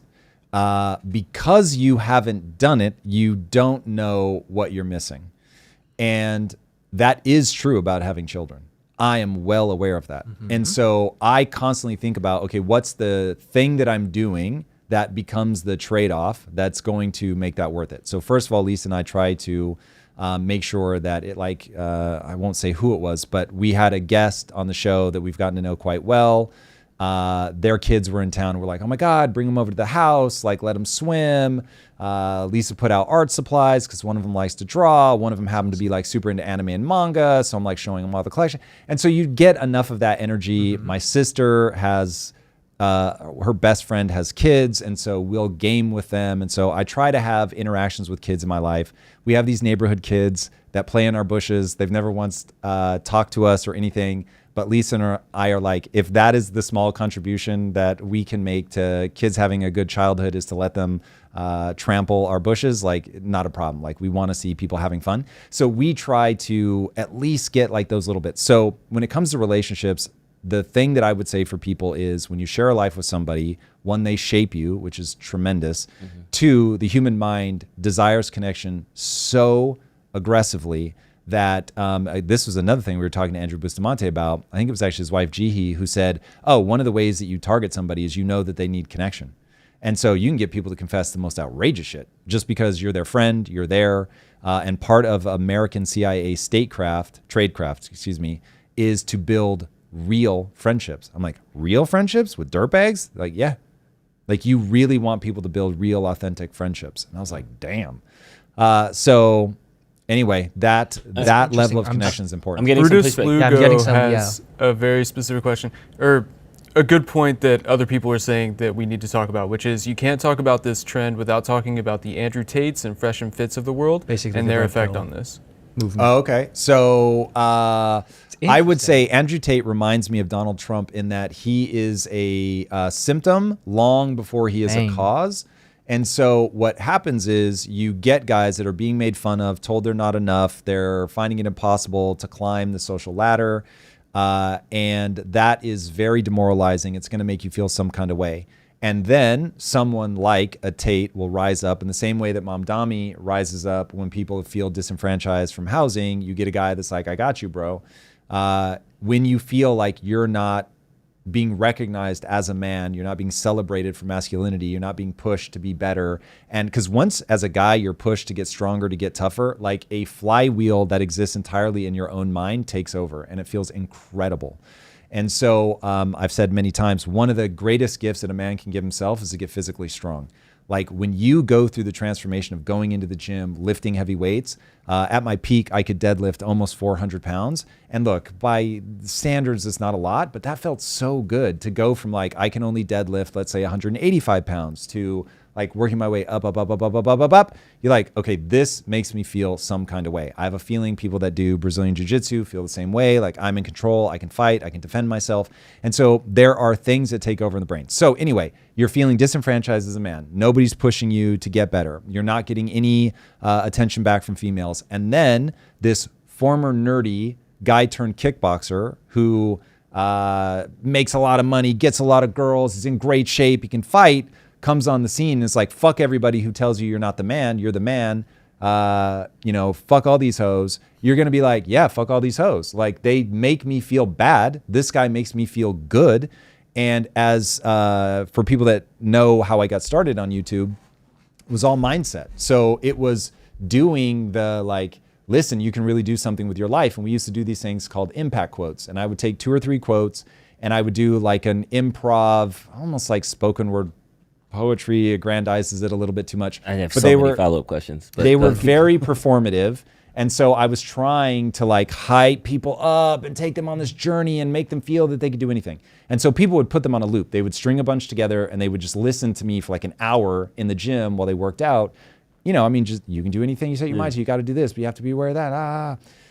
And so you really can manipulate somebody's neurochemistry by doing that kind of performance. And so I think Tate is best understood as a WWE character who has risen to popularity specifically because people already feel like that. Mm-hmm. He puts words to it and tells them, I can pull you out of this. Mm-hmm.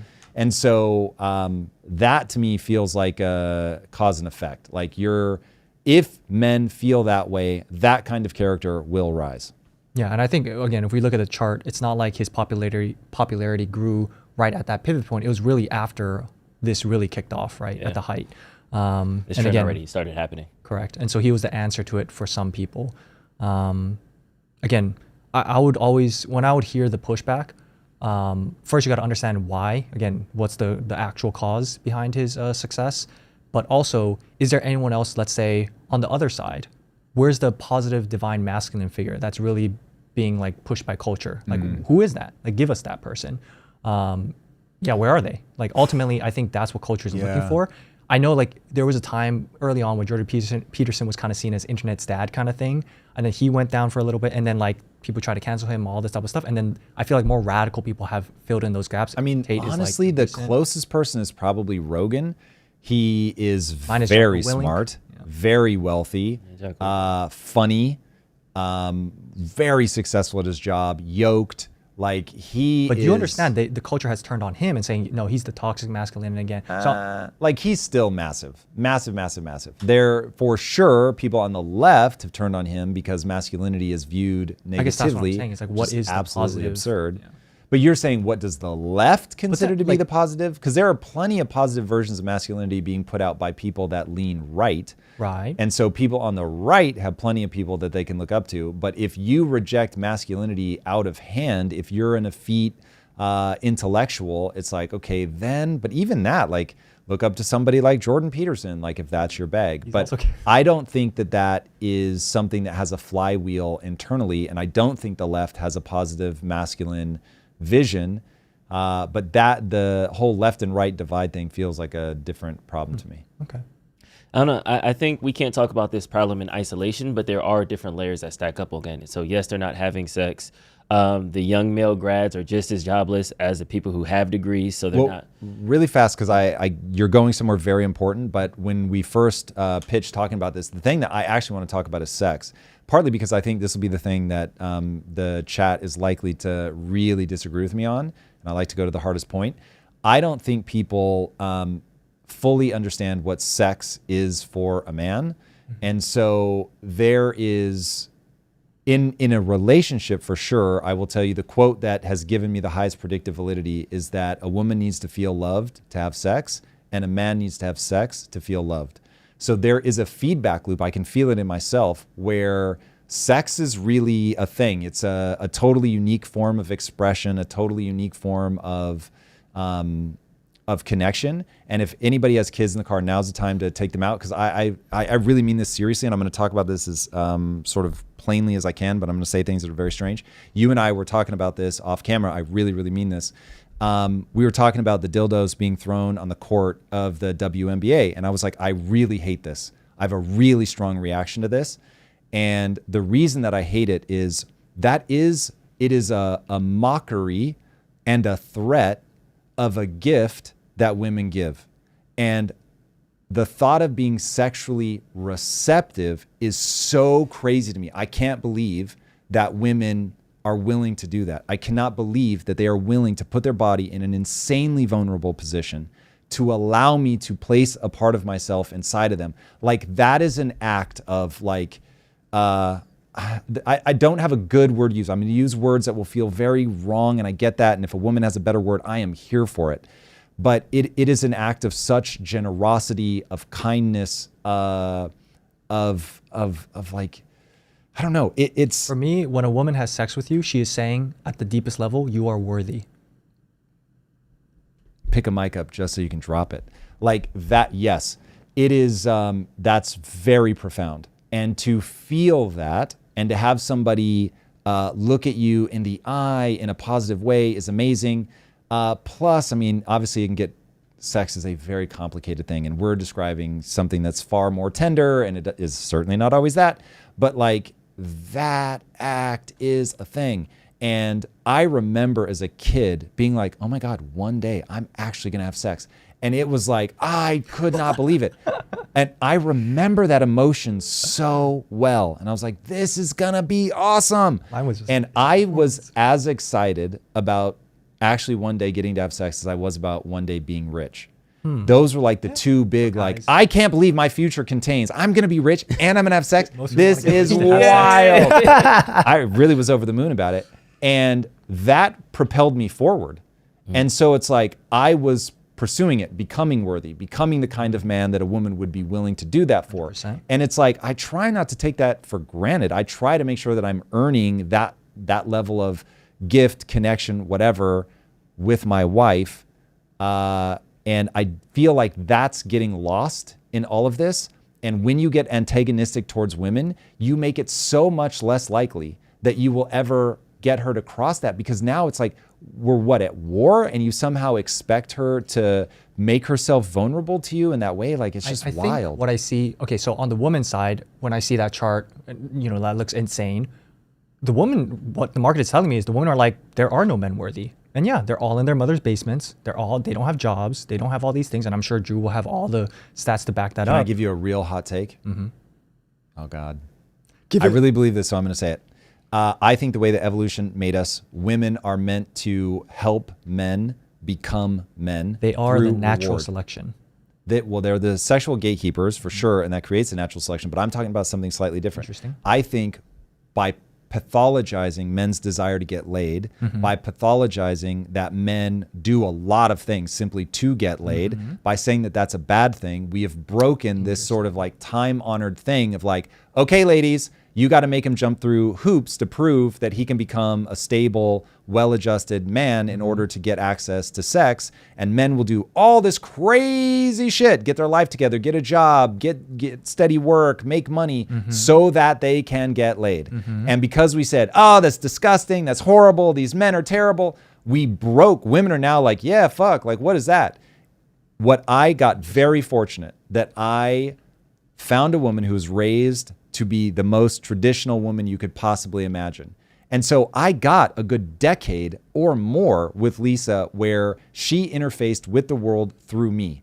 And she pushed me to be a better version because she wasn't interfacing with the world directly. It was like, we're only going to get paid what my husband gets paid. And so now I'm going to push him to do better, to get more skills, to like, hey, take that move, take that risk. Yeah, go there, do that. Like she was always behind me, pushing me to be more, to be better. And I wanted to earn her respect and I wanted to keep having sex with her. So it was like, there was a lot of things that I would do just to impress my wife. I wanted to be a better writer to impress my wife. I wanted to do better in business to impress my wife. I've written so many cards because they're true to my wife saying everything I do to impress you. And we made that toxic. And so now through all the things that we've talked about, plus this idea, you've got men, there's nobody pushing them to be a better version. They're going to OnlyFans and it's like, well, if you can pay the money or whatever, you can jerk off, great. But like you can imagine, they're not trying to elevate you. They're not trying to make you a better version. They aren't connected to you in a way where it's like, well, we succeed or fail together, and so now we're going to work as a unit. Who holds responsibility in that relationship? This might be controversial to take, but is it kind of like the person who has a withdrawal, has a deep need, and then here's the drug dealer giving that? So I think it's probably the wrong level of analysis. Are they the one to pursue it like that. incentivizing? Both is the only real answer. So men have got to bear responsibility for their own lives. This is your whole shtick, is you need to be the one with the massive amount of personal responsibility. And women need to understand, hey, this is part of the dynamic between men and women. And when that breaks, if you're wondering why there's no good men, well, but if women that's are part of the saying game. We are outperforming men, right? Higher college grad rates. I think even in their younger years, they actually start making more money than men until they reach a certain point, usually I'm guessing motherhood. But if they're doing that, they're kind of like, where are all the good men? Okay, right? This is like somebody going, oh, look at all these dumb black kids in the inner city. Fuck them. All right. It's like, what? Like, you have a responsibility to educate. This is an education problem, and you are pinning it on ethnicity, and that is retarded. Wait, hold up. So you're losing me. If you're saying there are no good men and I can go make all my own money and all of that stuff, just like, what are they offering me? You have created a system that is so fucking broken. If you don't fix the system, you are going to keep having this problem. So you're saying we need to now advantage men over women so that... No, I'm saying don't... What do we need to fix in the system? You have to stop saying that men are toxic. You've got to reward ambition. You've got to encourage men to be aggressive, to build things, to create things. You've got all the things that we have spent 30, 40, 50 years telling men that they're a problem for doing. But men can be toxic, so can they say that? Yeah, of course, men can go too far. So you're just saying we've gone too far so far, which is why everybody's got to re-embrace that you're trying to keep things in the middle. So just like debt, the goal isn't zero debt. The goal is debt that funds more growth than the interest payment that you have to make on it. Nice and simple. So you want to keep men constrained. And then honestly, I will say, men, we need to keep toxic men constrained. Don't put that on women. You see a guy acting a fool, you've got to step in and say something. Do you feel like that changed over time? Yes, dude. Even in the 80s, like this was so on point. Like if you saw a guy being a dick, the most absurd thing in the universe would be the thought that a man would hit a woman. Like that was, fuck. You want to talk about all your friends and be like, yo, this person is a freak. Why did that change? I mean, for the reasons that we've been talking about. So, all right, let's talk about the things we haven't talked about. You've got the slow march through the institution of Marxists. That's one of the big groups. You've got people still actively calling for the abolition of the family. You have, by both making men toxic and by creating systems that disadvantage men so that marriage starts to become an economically scary thing to do. birth control pill, abortions, like all of this stuff begins to add up to create a rogue wave. Could there be a progressive path forward? So if we are seeing that women are actually dominating career fields, they're making more money, we've allowed, I don't know if allowed is the right word, but there's a pathway for women to kind of embrace masculine traits potentially and kind of do well in that field. But have we allowed the same path for, let's say, I want to be a stay-at-home dad, or I want to, like, but again, are you just saying that's just not going to go for the biology, so it just literally won't work, bar none? Or is there a progressive path forward where it isn't the traditional masculine path for men? Interesting. When you say progressive path forward, I don't quite know what you mean. I have a feeling that progressivism is simply a part of a larger loop. Mm-hmm. And just like you have the big debt cycle that you can track, you have this change in sexual mores, in gender roles and all that. And it's just on a loop. It is not what people may think, just going in like one straight line path. I remember as a kid thinking, oh man, could I one day be at an orgy? Like, because it felt like the world was becoming more liberal, people were becoming more sexually permissive. And I thought, ooh, like if we keep on this track, is that where it ends? And when I was like 14, I read about Was it Greece? Caligula. So he used to hold orgies. And I was like, wait, I'm like, they had them 2,000 years ago? I was like, what's happening right now? So I felt very betrayed. I was like, it had gotten all the way to where we're having orgies like at the government level, and now we don't have them anymore. I was like, oh man, I really was bummed out about that. And so that planted the seed in my mind. I'm like, are we looping?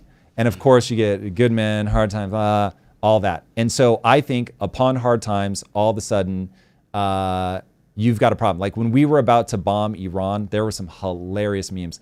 It was like feminists be like, and then it had them like vacuuming and washing dishes because they didn't want to get drafted. So it was like, I was in hysterics. Yeah. And so it's like, yeah, when it's real hard times, like if these are the most disturbing videos I've ever seen in my life, but if you ever come across videos of like a strong man punching the shit out of a woman, it is hyper distressing because you suddenly see the amount of force a man can generate it's like 2.5 times the force that a woman can generate. And then if the man is on the upper end of strength and the woman's even in the middle, dude, now you're talking like 5x, 6x the level of force generated. Mm-hmm. It suddenly, it's like if you've ever seen like somebody get attacked by a bear or something, mm-hmm. you just suddenly realize, oh, humans just don't have a shot. The level of strength is so disproportionate. So in hard times, all of a sudden, people go, oh yeah, there is a huge difference between men and women. And they slip back into more traditional roles. And the whole point of all of that to say is in those moments, we realign with millions of years of evolution. And now all of a sudden things feel more right. But then things start getting good again. And there's this sense of like, but I could do more, I could be more. Again, not to rat anybody out. I'm pretty sure she talked about this in the interview. Yes, she did. So Jihi, Andrew Bustamante's wife, was like, I was having an emotional crisis. I went from being a CIA like targeter, I'm in foreign countries, I'm under like a pseudonym, I'm like psychologically profiling people, to I have kids, I'm a mom, like what am I doing with my life? And I think that's a very real thing, as I'm sure there are many guys who are out on a hunt and they're freezing their ass off and they're at risk, or they go to war and they're like, what am I doing? So it's like we can all find ourselves at the hyper end of like, this is masculinity taken to extreme and I'm killing or being killed and this is not fun. Women, fuck, like I have no adult interaction. I'm just with the kids all the time. This is getting mind numbing. So I get it. I get why we want to build a society that keeps everybody away from war, makes life really easy, and we don't have to be strong. I get why men push for that. And I get why women push for this equality. But this is why we end up on this loop of like, if you could stay in the middle where women have the option to work, but they don't have to, and many stay at home because it's wildly celebrated. And it's like, oh, cool. Everybody sort of gets to go where they want. This is where people should talk about the Scandinavian countries. Jordan Peterson's talked about this endlessly.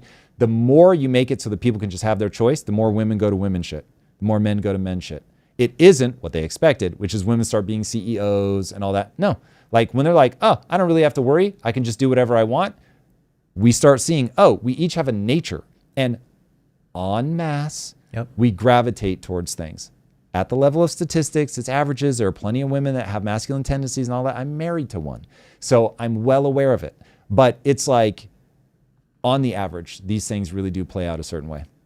It reminds me of that quote, like behind every good man, there's a strong woman and all that. Bro. And that used to be the tagline. You want to get a wife that's going to upgrade you, elevate you, get you to a better place. And now we talk about this chart, how true. the men are the young virgins, but the women chart doesn't look the same way. So it seems like there are women who are just finding, I don't want to say better men, but it's no longer, I need to make this guy get better. It's now I can skip the line. Yeah. What I'm hearing is women are like, I'm not trying to be your emotional therapist. I'm not trying to be your babysitter. Like, I need you to already be leveled up versus I will upgrade that man or I'll. So welcome to social suicide. That's fucking moronic. And this is what I'm saying. I am trying to get people to understand, ladies, this is an incredible thing. And you should want to like, okay, wait a second. I'm more in tune with psychology. I'm more in tune with my emotions. I can think very strategically. My wife is very good at thinking strategically. And so together, she'll see something that I'm missing and I'm like, oh my God, that's so smart. And so I have looked back many times and told my wife, like, yo, I don't even know who I would be if I hadn't met you. You have like really shaped me. And I want her to take pride in that. Now, obviously I've shaped her and I definitely take pride in that. And so this is a two-way street, but the fact that women are like, I just need this guy to be on his shit is like, this is not how we evolved. maybe we're taking it to the extremes because maybe when I hear that, I also hear like, I'm not sexually attracted to a baby. And some guys really are babies. Like maybe they just don't have it at all. You're describing now something slightly different, which is a woman that got like way ahead of her thing. This is why traditionally, men are going to marry somebody who's about 3 years younger than them. Got it. So you find somebody, traditionally, this is historically, you found somebody that was a little bit younger than you when you were young. So Lisa was 21 when we met. I was 24. It's like we got together early, which is a big part of the fact that we shaped. Yeah. And listen, you want to talk about a hill I will die on. Power dynamics is that hill. They want it, but they don't. No, they want it. For Swayze. He's telling women what they want. Hold on. Spicy. But they always want to be safe. So I want to be very clear about that. But that is just wise. From an evolutionary standpoint, hypergamy is real. Easiest way to find that is to find somebody that's higher up on the social ladder than you and to be like, oh my God, like this is amazing. So, okay.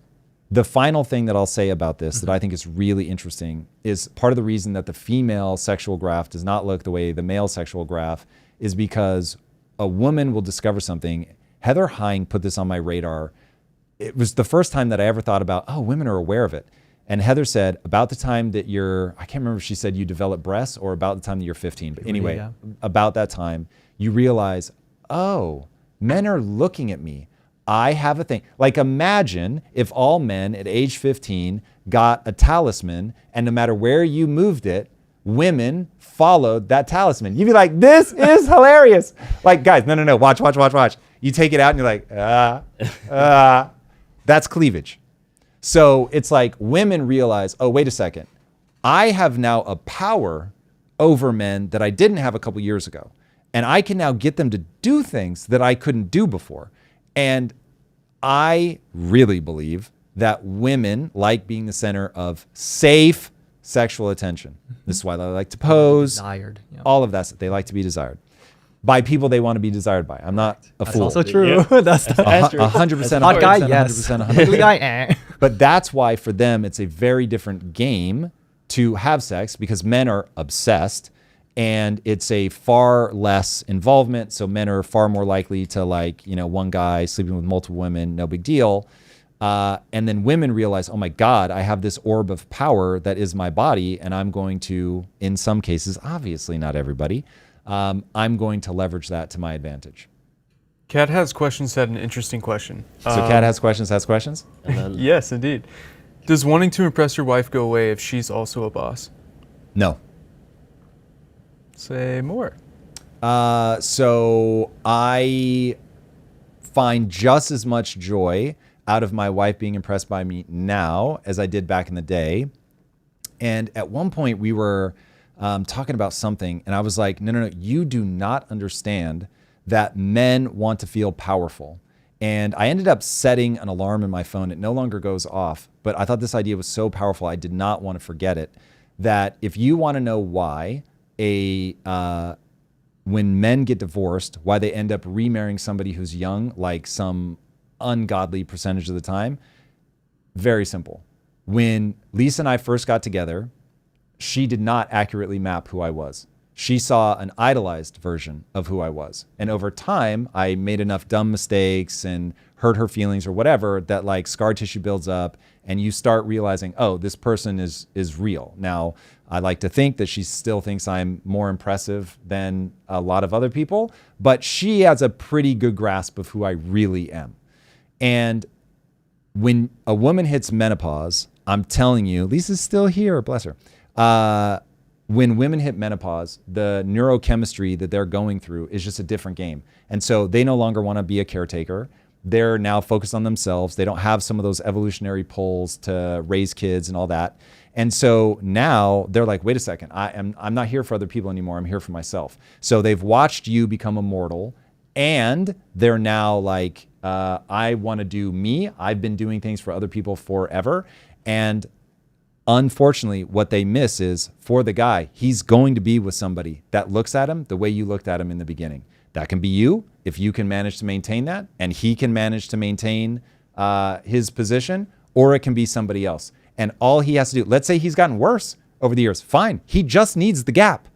So he'll go find the person that's younger, doesn't know enough about life, doesn't have any money, grew up poor, whatever, goes to the Ukraine to find a war bride. Like he's going to find somebody who looks at him that way. And you can judge it all you want, but like that's going to happen. And so that's why men end up going, it's not just the cues of beauty, that as well, but it's also the, I have somebody who looks at me like I'm powerful again. So again, I'm describing is, not ought. Spike also had an interesting perspective on what your take on.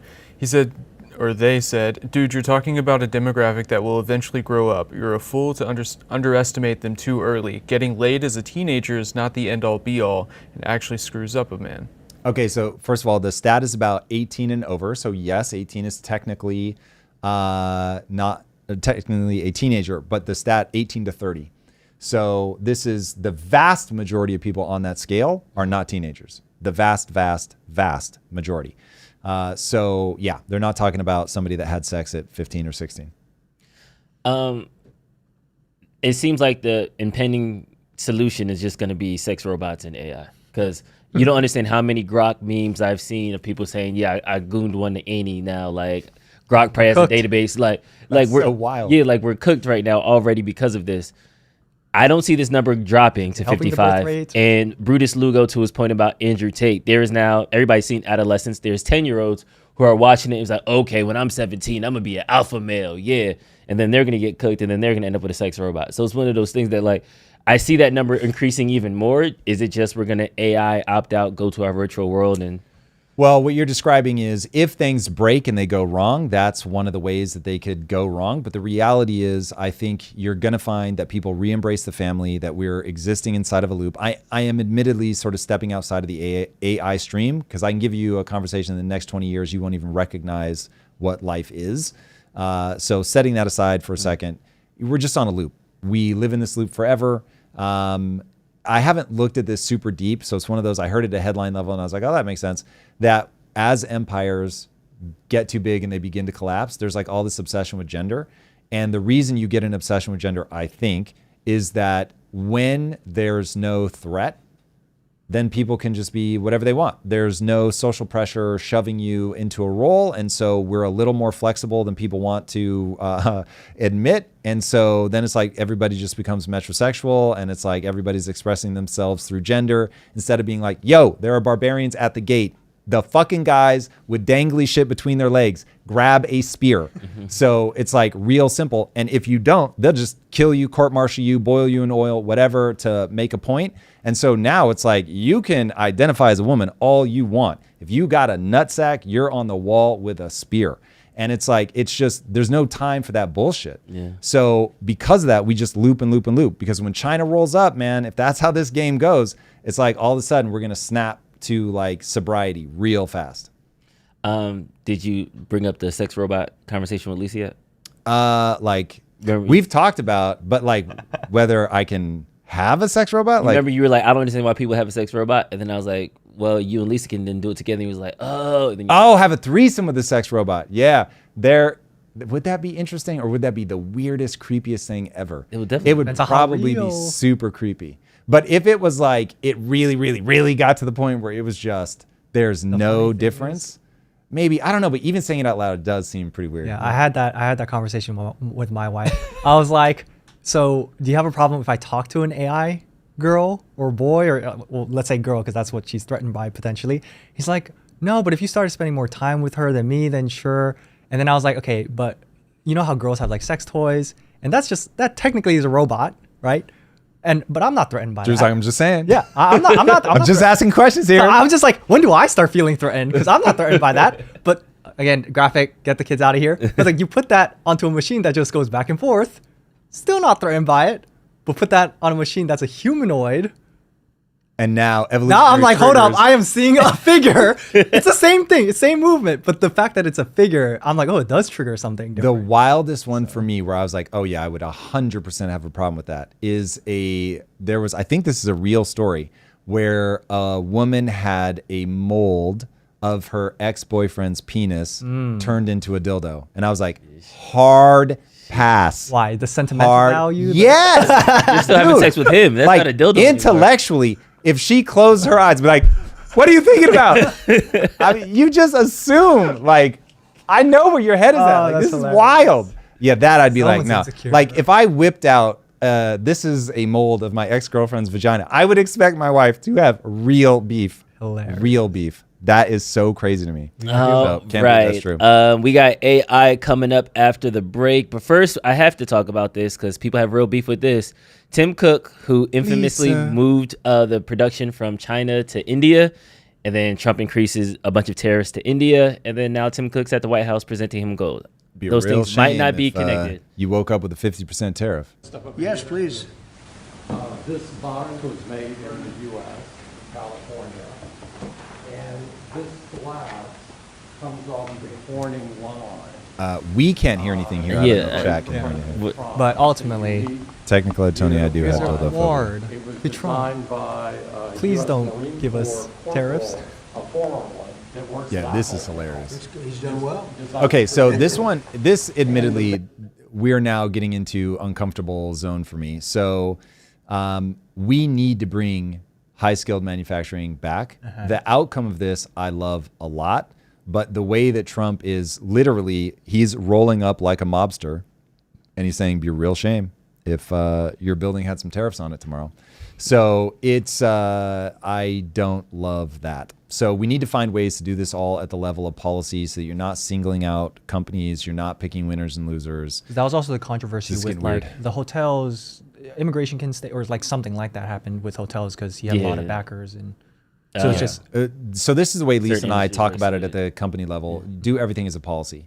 So if there's somebody in the company and you really want to do something nice to them, or you really want to do something mean to them, it's like, okay, if I make this a policy and it affects everybody equally, cool. But to do anything as a one-off becomes wildly problematic. But by and I do definition, think Trump's doing that now. he needs to be like, but only these sectors are national security things, and so I'm gonna. Yeah, no, I get it. So here's why, and I'm sure if I looked at it more closely, I would draw finer lines. But the reason that this is now spilling over into something that doesn't feel right to me is very simply, you're not going to out China. So the government taking direct control of the companies is a bad play. The government creating the soil in which everybody has to compete and saying, this is how it's going to be because we want to incentivize manufacturing to come back here. Maybe it's partly that it's too much stick and not enough carrot. I don't know. But I get what he's trying to do. What he's trying to do, I think, is critically important. But when you start doing it in the authoritarian way, now I've got beef.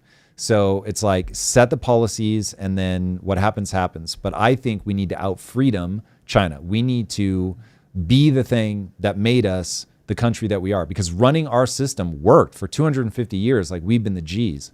And now all of a sudden we're like leaning more authoritarian, and it's like, this is not going to play because they do it so much better than us. But I guess that's the thing. It's like we've out freedom so much that it actually started to hurt us, right? Like, we're like, capitalism is cool. We'll do globalization. It's interesting. I think we'll it's send it all out, and we give you the best prices. But That- you've Go ahead. yeah, Sorry, you've finish. put advantageous leverage in the people who can manufacture those things out of the state. But that was for the freedom of like, capitalists, do what you need to do and go get the best prices. So it's like, haven't we already tried that? And we're saying we want to out freedom. Well, so this is where we have to differentiate between the American system and libertarianism. So we are not a libertarian democracy. We are a representative democracy built on capitalism. Our capitalism has gotten so bastardized that in and of itself is a problem. I think we've over-regulated things. We are no longer willing to tolerate some people not making it. Like this is going to sound terrible. In my world, there are going to be people that lose so hard that in the game of capitalism that they don't make enough money to have a house. And I'm expecting at that point that your local church is going to be like, that's what we're here for. So rather than trying to federalize all of this stuff, like really push it down, let communities be innovative, let people be like, I see this guy, and so I see him every day. I want to make sure that he's taken care of. And just like societies of old, like you'll have some level of some people will ignore it because they can, and then other people are going to reach out and like pull people inside. You hamstring a nation once you say we are not going to let anybody fail. And I get it that people make that face, but it's like if you try to like raise that up to the highest level and say, hey, at the federal level, we need to make sure that everybody's taken care of. That's how you kill the goose that laid the golden egg. No. People are underclocking how important innovation is. I think My bad. I want to go the other way of this because while we're talking about Tim Cook kind of kissing the ring to Trump, we have him at the same time calling for the CEO of Intel to resign because of his conflicts. So on one side, do you know the story of this? Like, what did the Intel guy do? His name is Lip Bhutan, who officially took over the role with his appointment on March 12th. He has investments in Chinese firms, but investment in Israeli firms don't make you have to resign. He has scrutiny by U.S. officials. Let me ask you a question. Yeah. Would investments in a UK firm trigger you? No. Okay, but they do with Israeli. have So if I'm going to map Because that, let me see if I can guess, because then I'll know if I'm actually understanding this. That Israel uniquely is taking a ton of money from us and dragging us into wars, influencing us. They have undue influence in politics. So these guys are leveraging all of this basically to, maybe they're not the head of the U.S. government, but they're certainly the neck. I'll say back to you in one sentence, just like you always say. Do it at the policy level. Israel is the exception to the rule. They're the only ally, but they're not really an ally, but we're closer to them than we are to Mexico and Canada, who are actually attached to us. We're closer to them than we are to the EU. We're closer to them than we are to Puerto Rico and Caribbean islands that are actually 51st states. But it's like, but Israel over here, you are number one in our line, even though we import more from Japan and we deal more trade with China. Like economically, we deal with this country. Location-wise, we deal with this country more. There's all these other allies that we're more closely aligned with, but Israel just has this special exception. Fair. Do it at the policy level. Do it at the policy level. Okay. Earlier, Chat was making the argument that we exploit them because of our Judeo-Christian values, and they exploit us in the same way, based on like the similar shared faith between Judaism and Christianity. How are we exploiting them? Somebody says they do our dirty work. The fact that they're bombing Syria, they're bombing Iran, they're bombing these places, while we could just say, hey, we just support our allies. Right. What I got from it was we take their money and then we bomb places for them. we take their money. Yeah, that one Was what Chat was saying. I think certainly our Oh, politicians. I see. Yeah, politicians. Got it. Yeah, Let's not get it twisted. I was like, I didn't get a check. The hungry kid in Detroit ain't seeing shit of that. I haven't dollars. met a broke politician yet. Yeah. Yet Yeah, to good this luck with day. that one. Well, just wait. Even if socialism takes over, Drew, the crazy thing is you still won't see any broke politicians. Ain't that crazy? Everybody else will be broke. All right, big day in AI. ChatGPT5 just dropped. Lex Friedman kind of summed it up for us because I feel like with ChatGPT5 dropping, people didn't even acknowledge ChatGPT OSS, which is the offline version of Chat, which I think is a game breaker that a lot of people aren't realizing. You can now export this to other countries. You can now have third and developing nations be able to get on the AI train. So it's like a small model that you can run locally. That you can run locally, yeah. And Not I think it's in its open Say source that again? attack. It's not small. Like it's 4.0 or it was 03 level reasoning, I believe, but it can run locally on a Mac, and there is a mini version that can run on phones. So calling it But a how small many model, parameters? not quite. Because if it can run on a Mac, odds are that it's like a 7 billion or 10 billion parameter versus It's 20 like the billion. 20 billion? Mhm. Yeah, it's pretty small compared to like the 150 or 170 whatever the new one I'm is. assuming they had Fair enough point. algorithmic improvement so that it's Yeah. capable to those levels. Either way, though, I think that now you're having ChatGPT. Theoretically, if you have a cell phone in Africa, you can now connect to ChatGPT and you can now do something that can actually. So the power can go directly to the people. Hypothetically, hopefully that's actually happening with Starlink and all these other things that other places that are. Yeah, I'll be interested to deserts and see stuff how like that that, plays if out that can because actually they happen. just did an announcement that Somalia, I think, now has Starlink. So it's like, man, look, as a kid of the 80s, I really did used to think that everybody wanted democracy. And I thought, oh, if you give them access to the internet, it's going to be amazing. And it certainly has not panned out that way. But I still do hold out hope that between AI and access to the internet, that if you can get that down to the most like crazy small region, because take like getting safe water. If you're in a village, remote village in Africa, but you have AI and the internet because of Starlink, and you can look up how to do it yourself, like, man, you're going to find inventive, hardworking people everywhere you turn. And so if they can get that information without needing to be like well-connected or have money, that's going to get absolutely fascinating. Like imagine for a second if instead of drilling a bunch of wells, you make like, I can see how warlords would take this over, but let me finish the thought, that you make like publicly available terminals for AI that have like internet beaming down from the satellite. So there's no wires that you can cut. And then people can just go up and use it. Now, of course, I see the way that people will come in and be like, nope, you got to pay if you want to have access to the terminal. But man, do I want to find a way to get that kind of stuff in more people's hands because, dude, when you work with enough people, you start realizing, wow, there are smart people everywhere.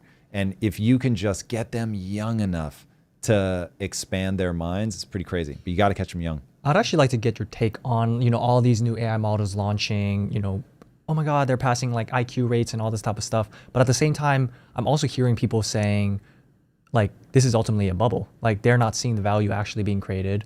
Yeah. So look, the cycles of new industries go like this. The early days, there's way too much hype. The money floods into the system, especially because we've had so much easy money. So you've got all these guys with all this wealth that are like, I got to put this somewhere.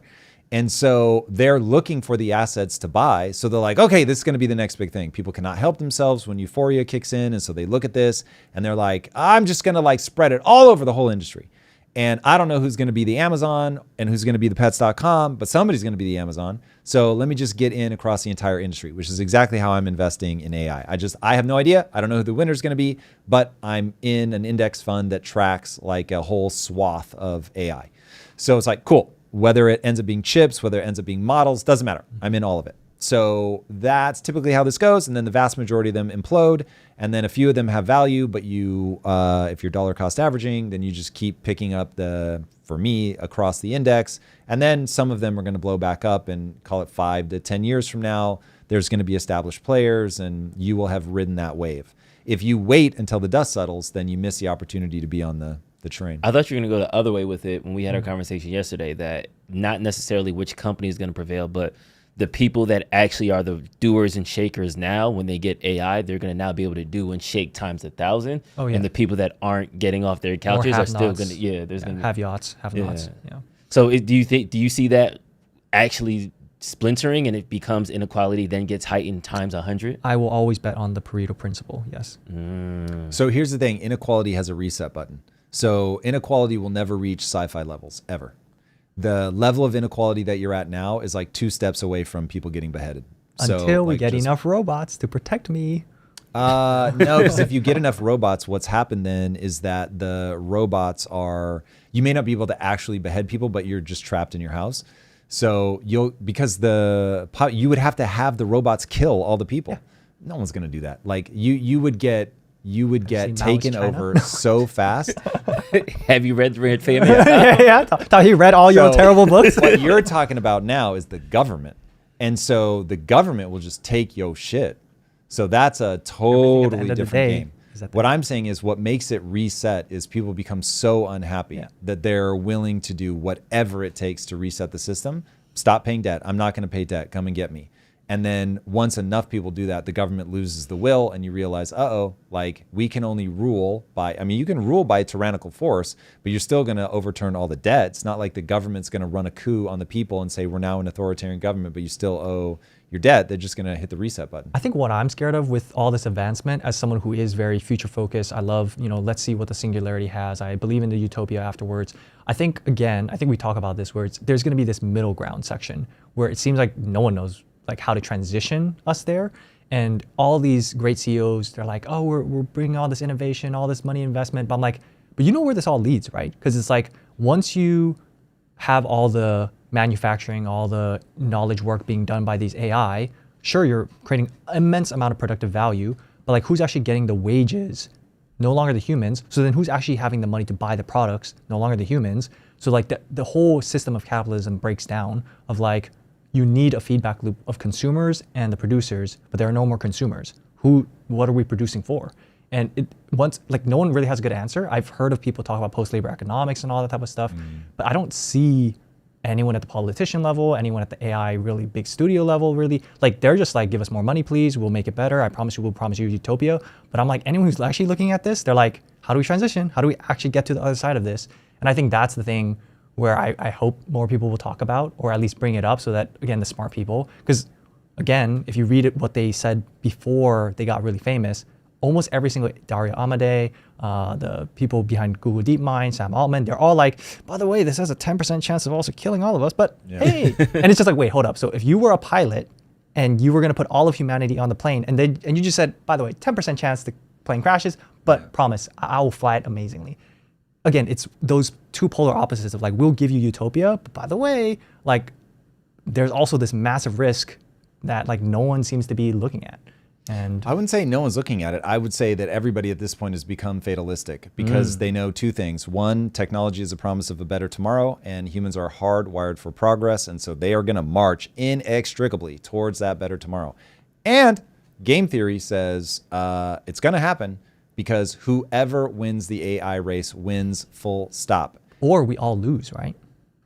Yes, but going back to point one, it's like, this is a promise of progress. This is a promise of all your top AI scientists are saying 10 to 20% chance it kills us all. Point to the thing historically that we ended up not doing, that we thought, oh, there's some benefit either for warfare or money. But can we all agree this time actually might be different? That is why AGI Bro, is there. we turned on the Large Hadron Collider. There were people going, you do realize that this could open up a black hole Same and thing with nukes. swallow. Correct. By the way, so they actually had a discussion, an actual debate, an actual high-level military. And they were like, it probably won't happen. That's only 0.000.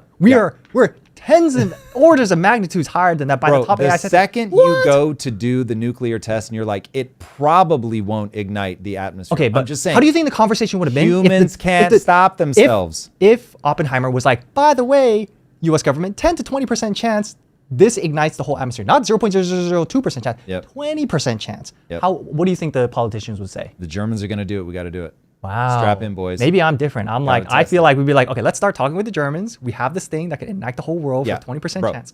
We were trying to talk to the Germans. Okay. And that wasn't going well. They were killing people by the millions. At what point would you be like, okay, all right. Me or humanity? Bro, I'm the guy that's like, what the fuck are we doing? How about at 50%, 60%, 70%? Is everyone so like retarded and blind? Like we're on this. We're on this. We're in the car, bro. We can't get out now. We're doing 60. You can't. I'm like, at what point are we all looking at each other like, okay, at like 60% chance, at 90% chance, we're all like, okay, let's calm no down. one's gonna know what it's gonna be. I know. So you'll get to that point. This literally is, everybody recognizes AI will be a winner-take-all scenario, and if you're not in the race, you are going to be subjugated. Like, brush up on your Chinese. Like, that's the game. No, I'm not kidding in the slightest. Brush up on your Chinese is crazy. Okay. This AI doctor was honestly talking about what he thinks AI is going to do, and there's mixed results on this. So I'm curious in you guys' take on it. I don't know about other doctors out there, but for the first time these past few weeks, I am truly feeling that our days are numbered because of AI. And that is because at least my patients are coming in with very, very difficult questions. They're high level, very granular and nuanced type of questions that I had never been asked before in previous years. And they are coming in with way more knowledge about what's going on with them. This is wild. And they are, I feel like, using that to at least kind of probe the doctor, at least me, about like how much they know. And I think they use like these questions to kind of gauge their competence, because they're using these AI chatbots to get a lot of base information that they would get from their doctor. So now they're entering the office visit with the next level of questions. And I just don't think doctors are going to be. Okay, here's the thing. I feel for him. It's very tough to realize, like, the bar just got raised on me like 1,000-fold. But the reality is that's why AI is so powerful. You have a PhD level person, and the next part is the important part. You have a PhD level intellect that is working just for you and is trained on everything humans know. Everything. So, like, doctors are always saying, we weren't trained on nutrition. Well, guess what? The AI was. Well, we were trained on nutrition, but it was outdated. Guess what? AI knows the outdated stuff, and it knows the new stuff, and it can tell you who's for it, and it can tell you the arguments against it. Like, AI is, when I say it's trained on everything, man, if humans know it, AI knows it. It is wild. Now, AI has its limitations. Go ahead. I was going to ask, like, do you feel like at that point you would already define what we currently have as AGI? No. Interesting. Okay. No. You were saying this the other day or this morning maybe, and I thought that was the right thing. Like, bro, if you're going to say that ChatGPT5 has 130 IQ and then I can confuse that bitch with like the easiest like child's riddle, like, nah. Like, they are, I think it's a proxy when we say that they have 130 IQ, and it could be a proxy for that's how they do on IQ tests. Yeah. But like in real life, it is so easy to trick or bamboozle an AI in a way that like even people that aren't that bright would be like, get out of here, I'm not going to do that. So they are still not generally intelligent, but boy, oh boy, are they useful. And I saw someone in the chat earlier say, man, the usage of AI is overhyped. People aren't really using this. Very few people. I'm like, bro, you need to get on it. Like this, I use this thing all the time. Like billions a month, not even billions. Yeah. Lisa asked a good question, and I think this is a good sentiment where the healthcare industry is going to be hip to this. There's going to be some doctor that runs some conglomerate that's going to try to clamp down on it from a regulatory perspective. AI is hurting your care. AI is going to kill your grandma. They're going to have that one story about the one person who uses it wrongly and ends up dying. True. Is that going to be a way that they can kind of regulatory capture it? Okay, you can use AI, you can ask questions, but we should take medical records off because of HIPAA. People are out of their minds. Here's what's going to happen, because Waymo's already killing people. Tesla's already, I'm not 100% sure Tesla's already killing people. I think they have. And all you do is go, look at the stats. So you meat puppets kill people at like 10 times the rate, 20 times the rate, whatever. So it's like, yes, there's going to be a robot that messes someone up. Anybody out there considering adult circumcision, let's say that the robot has a 0.000000001 complication rate, and humans have a 0.1 complication rate. Which person do you want playing with your schnitzel? Give me the robot. The one with the warm hand. Give me the robot. So I'm like, this is just not even going to be a question. People are just going to look at the stats, and they're going to be like, yeah, give me that nice steady hand. Give me the one I don't have to worry about how much sleep they got. Give me the I don't have to worry about if they're arguing with their spouse. Like I want the thing that is most effective. And if it's like, they're basically the same, then people will go with the human. But if it's like the robot outscores the human by orders of magnitude, it's like, get out of here. I do not want something cutting open my body that isn't like bang on their shit. Like when I was having my skin cancer removed, I was like, hey, you need to slow down. Like you feel like you're trying to get someone. I'm like, all I want to know is you have nowhere else to be, nothing else to do. You slept well. You've eaten well. Like you're in a good mood. You're comfortable. Your feet aren't hurting you. You're not going like, through a divorce. Yeah, you what don't got the no lawyer fuck? calling you every 5 seconds. Like I don't want to hear again how easy this is going to be. Like you need to chill the fuck out. Stop talking. Do the surgery. All right. So that sounds good, but Illinois became the first state to ban AI therapy. So we're already seeing states react.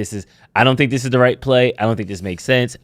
I think there was a couple people that's in the office. I remember you did one, Mason, me and Steph. We did that crazy like AI therapy God prompt that like ruins your life. So it's like people are already using it, and the states are now reacting it. Like, is this just a death sentence for the people of Illinois? Is this going to be something that's going to just start? Death sentence. No, but you know what I mean? Like, you don't get access to robots, suckers. No, for real. My therapist huge thinks at the speed of light. Yours is fucking eating Doritos.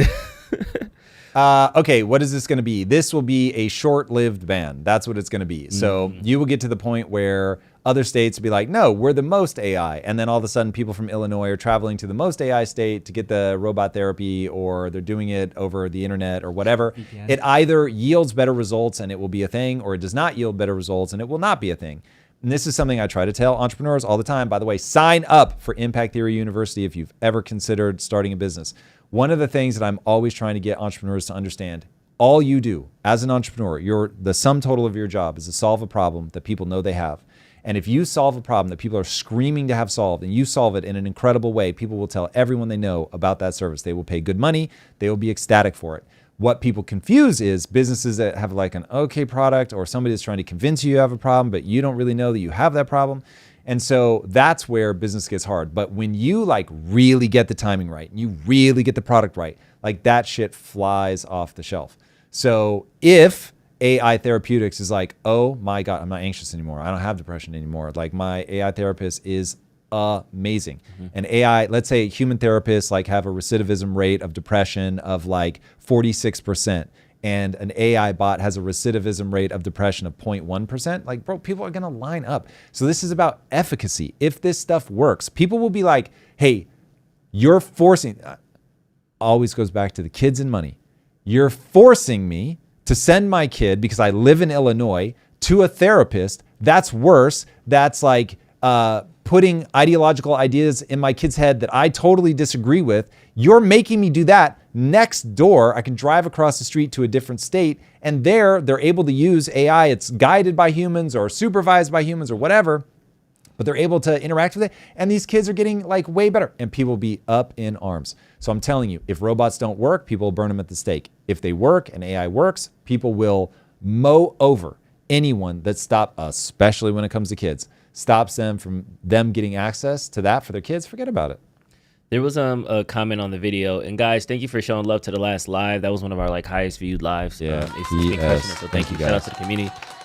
She was like, at my local coffee shop, there's humans there from 9 to like 6, and then after that, it's a robot barista through like a takeout window. Let's go. And I'm like, yo, that's kind of dope. So I kind of like the AI capitalist like symbiotic relationship where it's like, okay, humans will, carry it 90% of the way. AI robots will like tweak it, get it better, and then like punch us to it. Also, PS, Yeah. If you think robots will be the death of humanity, huge opportunity for you. Start a coffee shop. As more robots go into the other coffee shop, start one that's all humans all the time. And then it's like, if people actually care, then you will thrive. And this will create a hole in the market. And if people don't care, then robots it is. Yeah. And we have our answer. But to your point though, about like this is the future. People are not going to stop it. Kit Moon in the chat said like human therapists don't want to fix people. They just want to, or they wouldn't have a job. They just listen 95% of the time. Oof. So there is a level of manipulation is beneficial for me. I have a lick right now. AI is exposing this. Are those people we need to worry about? That's where I think this regulatory capture is going to come from. The people that's been manipulating the Medicaid system for all these years, and they're like, oh snap, we're going to get audited. Crap, shut it down, lobby against it. Like it's those people that I think that are these cogs in the middle in a lot of different industries that I feel like might mess up the AI adoption. Yeah, listen, regulatory capture is a real thing. So it is like, that's one of the things you really want to watch out for Schways. That being said, I felt like I saw a super chat about AI and like copyright, or do you want to? Yes, indeed. We've got a super chat from Bean Dib Nip Slip. Hey, you said Bean Dib Nip Slip back in the house. Let's go. You said use AI to streamline game dev, but if I use it for music, CGI, or image assets, can I still take my game to market and sell it, or can they sue for using their generated assets, or publishers block me from selling it because of AI? So that is something that's going to ultimately be litigated in terms of what you can use for commercial use and what you can't. So it is admittedly right now, it's a bit up in the air in terms of what's going to be usable and what's not. I would also check the terms and conditions of the AI itself, because it may address it in the terms and conditions, whether this is something that can be used for commercial use. So yeah, keep your eyes peeled. Also, there are so many places now where you can get so many assets for very inexpensive for commercial use. I would start there and only create the assets using AI that you can't just buy off the shelf. So in Project Kaizen, we probably, what would you say percentage-wise? By the way, David is our creative director on Project Kaizen. Hi, David. So when we say that we're using AI, this is the guy that's actually doing it. So, but I would say the percentage of assets in game is like 80% either we made it or store-bought, and 20% or less that's AI. So I think over time, depending on what you're testing, it'll be more and more. Oh, but it's by one of those the things day. of, like you said, it's in the gray area. I know there was litigation of like a comic book, purely AI generated, got copyright protection, and then the court said we probably will want to repeal that. So there is this back and forth. And obviously, if you're actually directly taking from a character that's already copyrighted, of course, don't do that. Toast. But for like the more original ones, this is where it's getting open for litigation, because it's like, how much human input do you have, and at what point does it fall under fair use? Like, how much of quote unquote the prompt engineering is the thing that's kind of directing it, versus after it's generated, do you then go on top and do you change the colors? Do you do these things to make it more personalized to you? So there's definitely a range. Again, we're still waiting for the ultimate decision. But until then, like, you can use it for the testing functions. And then if it gets to the point where you need to upgrade it to commercial level, then you can, again, have that conversation, look deeper into it. By that time, there'll probably be more clarity. But yeah. Well said. We have one other super chat. Off the Super topic chat. of AI though, but Work Hard, Hold Bitcoin said, Dad is older and I'm thinking about moving him into my house. I'm also currently dating. Living by yourself is a huge perk and shows independence, responsibility, and economic means. I'm afraid moving Dad in will mess that up. Thoughts? I wouldn't worry about that. Like, if you're being like the protector of your family, like that, anybody that is looking down on that, it's an inconvenience. There's no doubt about that. But taking care of your family is always a dope move. So I certainly have no beef with that. And if that's the best way that you can do to care for Dad, then care for Dad, be a hero. Like, that's amazing. So personally, like, that's one of those where I wouldn't care about what people thought. That would be something where if I was dating somebody that was like, oh, you're looking after your dad, that's so gross. I would Self-selection. not. I thought they were yeah, like, if they were not have living time for together while dating and then Dad comes in, that does like change the dynamic. I mean, you have to discuss it with Yes, them. yes. You've got to say, listen, this is the situation that we're in, but this is why values matters so much.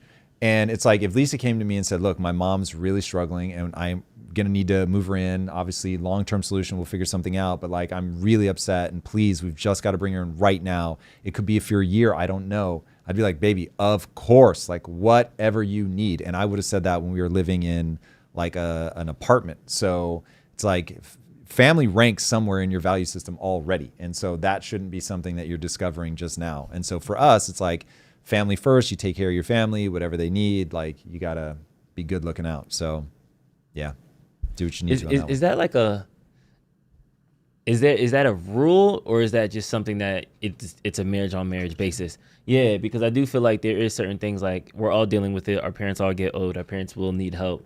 I joke, but I thought white people just send their people to hospice or something. You're like, go to the old people home, peace out. I love that Dave is like, this is how white people do it. That's what well, let me tell you, David, I would send my mom to and it is because I'm white. So I guess it's all Asian true. culture is like, it has to be within. Yeah. All like Dave has got 9 generations. Basically. Like, hey, welcome. Yes, I've always told my mom, listen, I will send you to the nicest care facility in the world. But yeah.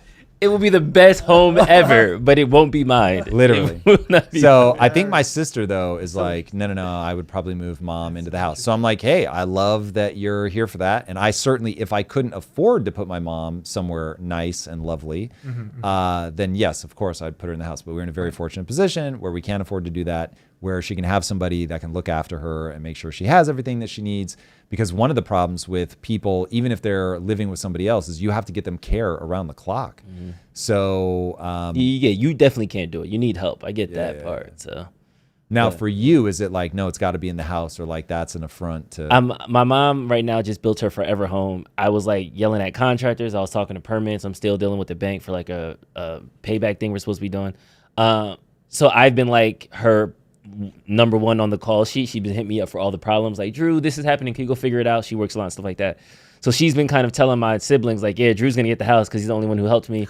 But I also feel like that's like a soft launch for like, I'm going to give you the house. I'm going to be here, but you can have the house with me in it. Yeah. And I'm like, I can't take her house and put her in a home. that's hilarious. So yeah, I'm figuring that out. But I feel like going to the Caribbean for the wedding, I realized like we just need more senior living facilities like there.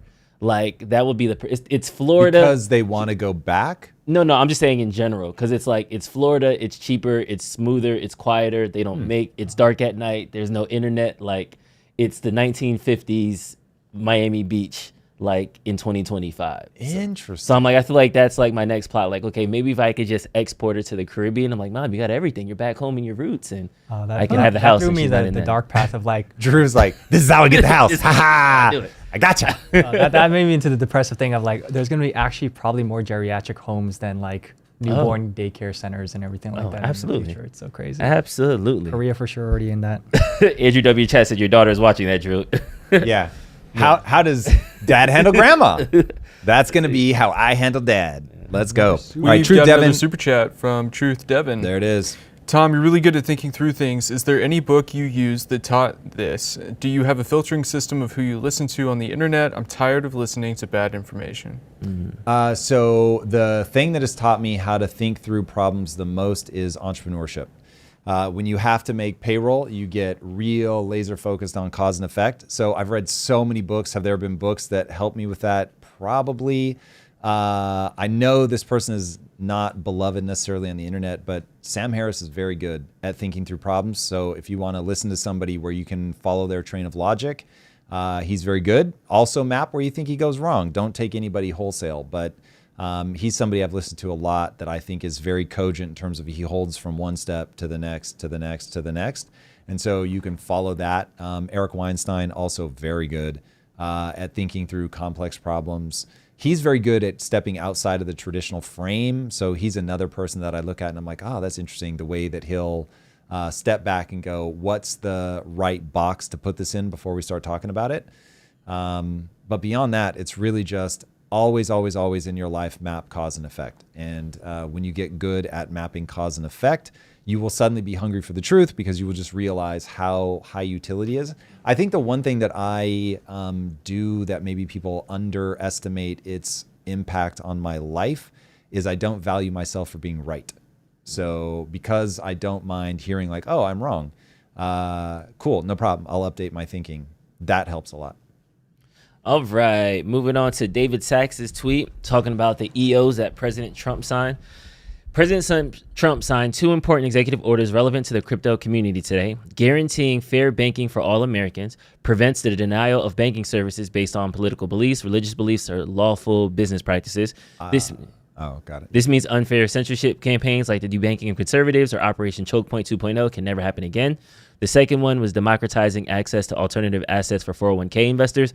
Will allow more than 90 million American workers whose retirement accounts are currently limited to access the same range of alternative assets, including digital assets that are available to government workers for better returns and diversification. Thank you, President Trump, for guaranteeing greater fairness and freedom in our financial system. I didn't know you got debanked. Yeah. I would love I don't know how much you are legally allowed to talk about, but like, what was that experience like? Because this is something that I've seen, but I haven't necessarily experienced to know like one day you have a bank, and then the next day they're like, you no longer can bank here. It's really wild. Does the money get moved? No, you have to move it. They Like, give come you get a your stuff? timeline. They're like, you've got, I forget if it was 2 weeks or 4 weeks, but it was fast. Oh, wow. Sheesh. And they're like, move it all out. And I'm like, bitch, I've got so much money with you. Like, really? It was pretty wild. Like, they really don't. There were commas and zeros. And they're still like, nope, gotta go. Wow. So, yeah, it's pretty wild. And so then, I mean, thankfully, because I wasn't doing anything nefarious. So but obviously he was talking you about just the Jews. pick up, and that's right. This is why he's protecting them. It's Yeah. to protect the money. It's like, guys, stop talking about it. I talk need about a bank. I can't. Israel's fine. Israel's fine. China. I'm blinking in Morse code. Help. Yeah, so that I thought, if people didn't have my means, my access to people that know people kind of thing, where it was like, okay, you call a guy who's like, oh, I got connects, don't worry, we'll get you set up. And so just move over to another bank. But it was, if I had been caught up like in something really like political, like I would worry about it far more now because I'm on mic popping off all the time. And so you're likely to piss somebody off. But this was all just during the crypto stuff. And so people were like, nope, he's a crypto guy, get him out. Right. And I was like, have them tell us what we did. And they were like, you're high what they risk. call it? High risk. Yeah. It was like, you no longer match our risk profile. So great. And I was like, what the fuck does that mean? Jeez. So, government. and that's all. They won't give you any from more the government, information. yeah. It was wild. And You can take 100% of my money, but I don't match your risk profile. yeah, Like, it was wild. And I wanted to be like, hey, let's talk about fractional reserve banking and risk profiles. Man, it'd be a real shame if I had to go talk about the dangerous outcome of bank runs at 1642 East Elm Street. Man, if people rolled up on that bank and started asking for their funds, wouldn't that be a tragedy? Yeah. So that stuff, anyway, it's like you get to a certain point in life where you can protect yourself from downsides like that, but there are some people that can't. And so for us, it was a pain in the ass to move things, but it wasn't scary. But I was like, ooh, this gets scary for other people. Do we feel like as the world gets more and more digital, we just need a constitution, like just Bill of Rights, but digital Bill of Rights? Interesting. I haven't thought through it enough to know if that's the right way to go. And I do worry about enshrining things that haven't withstood the test of time. But when you do stuff like this, like let's protect it with normal legislation, let's see how that goes. It is That an executive feels like, order, so it can get well, I mean, Jesus, turned over, these right? days, yeah. So, I mean, that honestly might be even better. It's like, give us 3 years with it. Let's see if we like it. Let's see if the other side comes in and is like, no, it's got to go. Now, admittedly, as a general rule, I don't like EOs, but there is something about what's the lifespan of this thing? Like, if we had it for a while, is it actually working? I'll be very sad if this gets overturned. I guess my thing is like how far it goes, because if you can't have the right to, have commerce, and again, everything's so digital. It's no longer cash that I'm tossing back and forth to you. It's all on digital rails. And again, there's these middlemen to control that. If they don't like my political speech, or they're like, oh, sorry, you just can't eat more meat because that carbon credits for you. It's like, that's the fear of the CBDCs. Look, but if we're so far outside of things that can be interpreted to cover it, then okay. But like if we can so for instance, debanking, freedom of speech already, I think gets you pretty far. That not allowing, like if somebody wants to say, I hate Republicans, Trump is a demon, and then that person gets unbanked, it's like, hold on a second. If somebody owns an asset class that's legal, but you don't like it and you can debank them, it's like, what? So that's the kind of stuff where I'm like, hold on, like this doesn't make any sense. That's why when you were first reading it and you said you can't be debanked for lawful stuff, I was like, lawful, do you mean unlawful? I was like, oh no, they really are saying that even though it's lawful what you're doing, they can still take you down. So especially with bailouts and stuff like that, like it's pretty wildly offensive. These guys act like government agencies and then they want to be private when it's convenient for them. So it's like, if this is legal, I should be allowed to do it. And given that the risk profile that these banks run is so outrageous that, yeah, it was clearly political manipulation. I'm curious, and this is a very narrow pathway, but a lot of marijuana and cannabis companies were still dealing with the fact that marijuana is Schedule 1, so they can't have federal banking. But I feel like this can kind of help sidestep some of those pain points as well. So my thing is, I'm not sure what the whole deal is with the banks, because California, where it's legal, why not a state bank? So, or a local credit union or whatever. Like that feels like it should be pretty easy to solve, but from what I hear, it really is a problem. So I don't know that one closely enough. But yeah, I would certainly think if we solved the bank creation problem, this problem goes away. But you want to talk about regulatory capture, bank innovations have essentially dropped to zero. And the number of banks that we used to create, there were, I forget how many a year, but I think hundreds of banks were created a year. And now the number is, if it isn't exactly zero, it's so close to zero that you have a cartel and you have a banking cartel. When you hear me railing against money printing and debt, I am railing against the cartel that was created in 1913 on Jekyll Island. So it's like, that was the Federal Reserve Act. Anyway, a couple years before that. So that's the problem that we really need to solve, is how has that become exactly zero? So, and part of it is we just don't allow people to lose money. And that to me is wild. Like let people innovate, let them lose money. If somebody backs something that doesn't end up working, there needs to be a certain level of buyer beware. You shouldn't be able to lie. You shouldn't be able to defraud. But it's like, if somebody tells you this is what we do, these are the risks, and then you do it anyway, well, that's on you if it doesn't go well.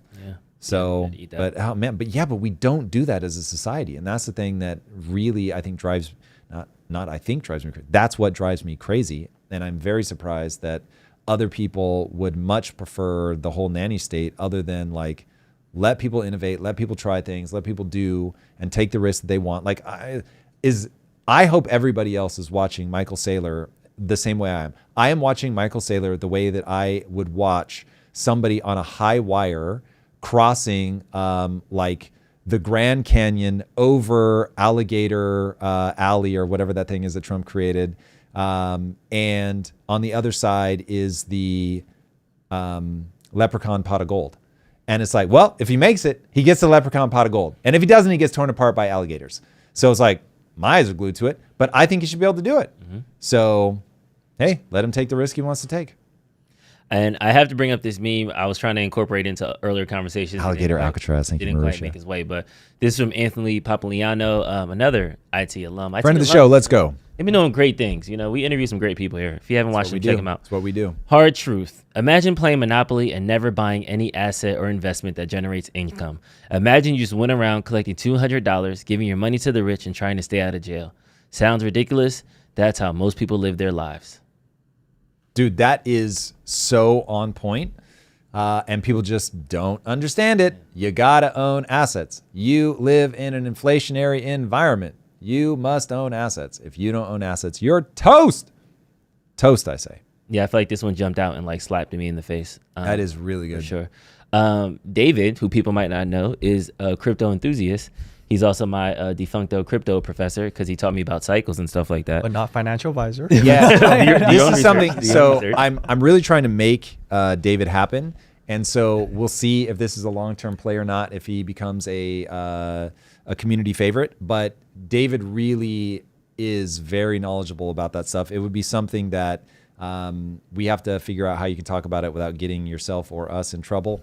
But yeah, you have a finger on a lot of that stuff. It'd be interesting to get your take on. Disclaimer. But how do you feel about like this crypto cycle where we're at? Even give a prediction. And do you still do you fuck with shit coins and stuff like that, or? I feel like once I say how much I hold, it would just not be good for the audience to know. Just give percentage distribution between like Bitcoin versus altcoins. It's like I've started with more Bitcoin and more ETH, but at this point I'm like 80% in like meme coins, shit coins. Oh, really? So like now, this really is by the way, financial advice. No. I did not know that. That is just my risk tolerance. Bro has risk tolerance. I'm willing to take that risk because I think I understand something about the cycles, and I always say the last 20% is where it gets the most wildest and riskiest. Now we are entering that phase, is my assumption. By the way, I still think 70% chance. We still got the bull run to go. 30% chance. Hey, it could shit its pants right now. We're at the end stage where this is the riskiest time, but this is also. You make 80% of the gains in the last like 20% of the cycle. That's when everything goes really parabolic. Again, some people just zoom out. They're like, we've already gone through the super parabolic. Like Bitcoin's up like almost like not even 10x, but like it could be up 10x by the time it hits 150 or whatever, right? Mm-hmm. So it's like we've already kind of seen the full cycle play out. So that's why I'm saying it's getting risky here. Walk me through. So I think you're out of your mind. I think that this is crazy. Mm-hmm. I highly advise people to avoid this kind of stuff because it is literally gambling. Mm-hmm. So what is it that you think you see that makes this make sense to you? So in the same way that Michael Saylor can put over 100% of his net worth into Bitcoin, he sees this trend, a massive trend that has never been beaten in history called inflation. Every government has inflated. Yep. Unless someone tells me where the train brakes are, we're only going to continue to inflate. Yep. So we all know, there's a thesis that Bitcoin is going to continue to go up and right. Now, there are cycles, but he doesn't care about he's not trying to sell, right? So for those type of people, the liquidity will continue to move into digital assets because again, it is the fastest moving asset. And again, if you told me you were in Bitcoin, I'd get it. But you're telling me that you're 80% in culture betting. Here's the thing. I want to be rich enough to just be only in Bitcoin. But I'm sorry, Tom, like inflation's high enough. There's not enough opportunity. So the economy is forcing you to gamble. Get one, correct. And I'm just willing to take on more risk. Now, for the average person, I do not tell them to go into meme coin. I'm just like literally dollar cost average. What you will put into 401k, put it into Bitcoin, go to sleep. By the time you retire, it will outperform like everything else, right? That's for most people that I care about.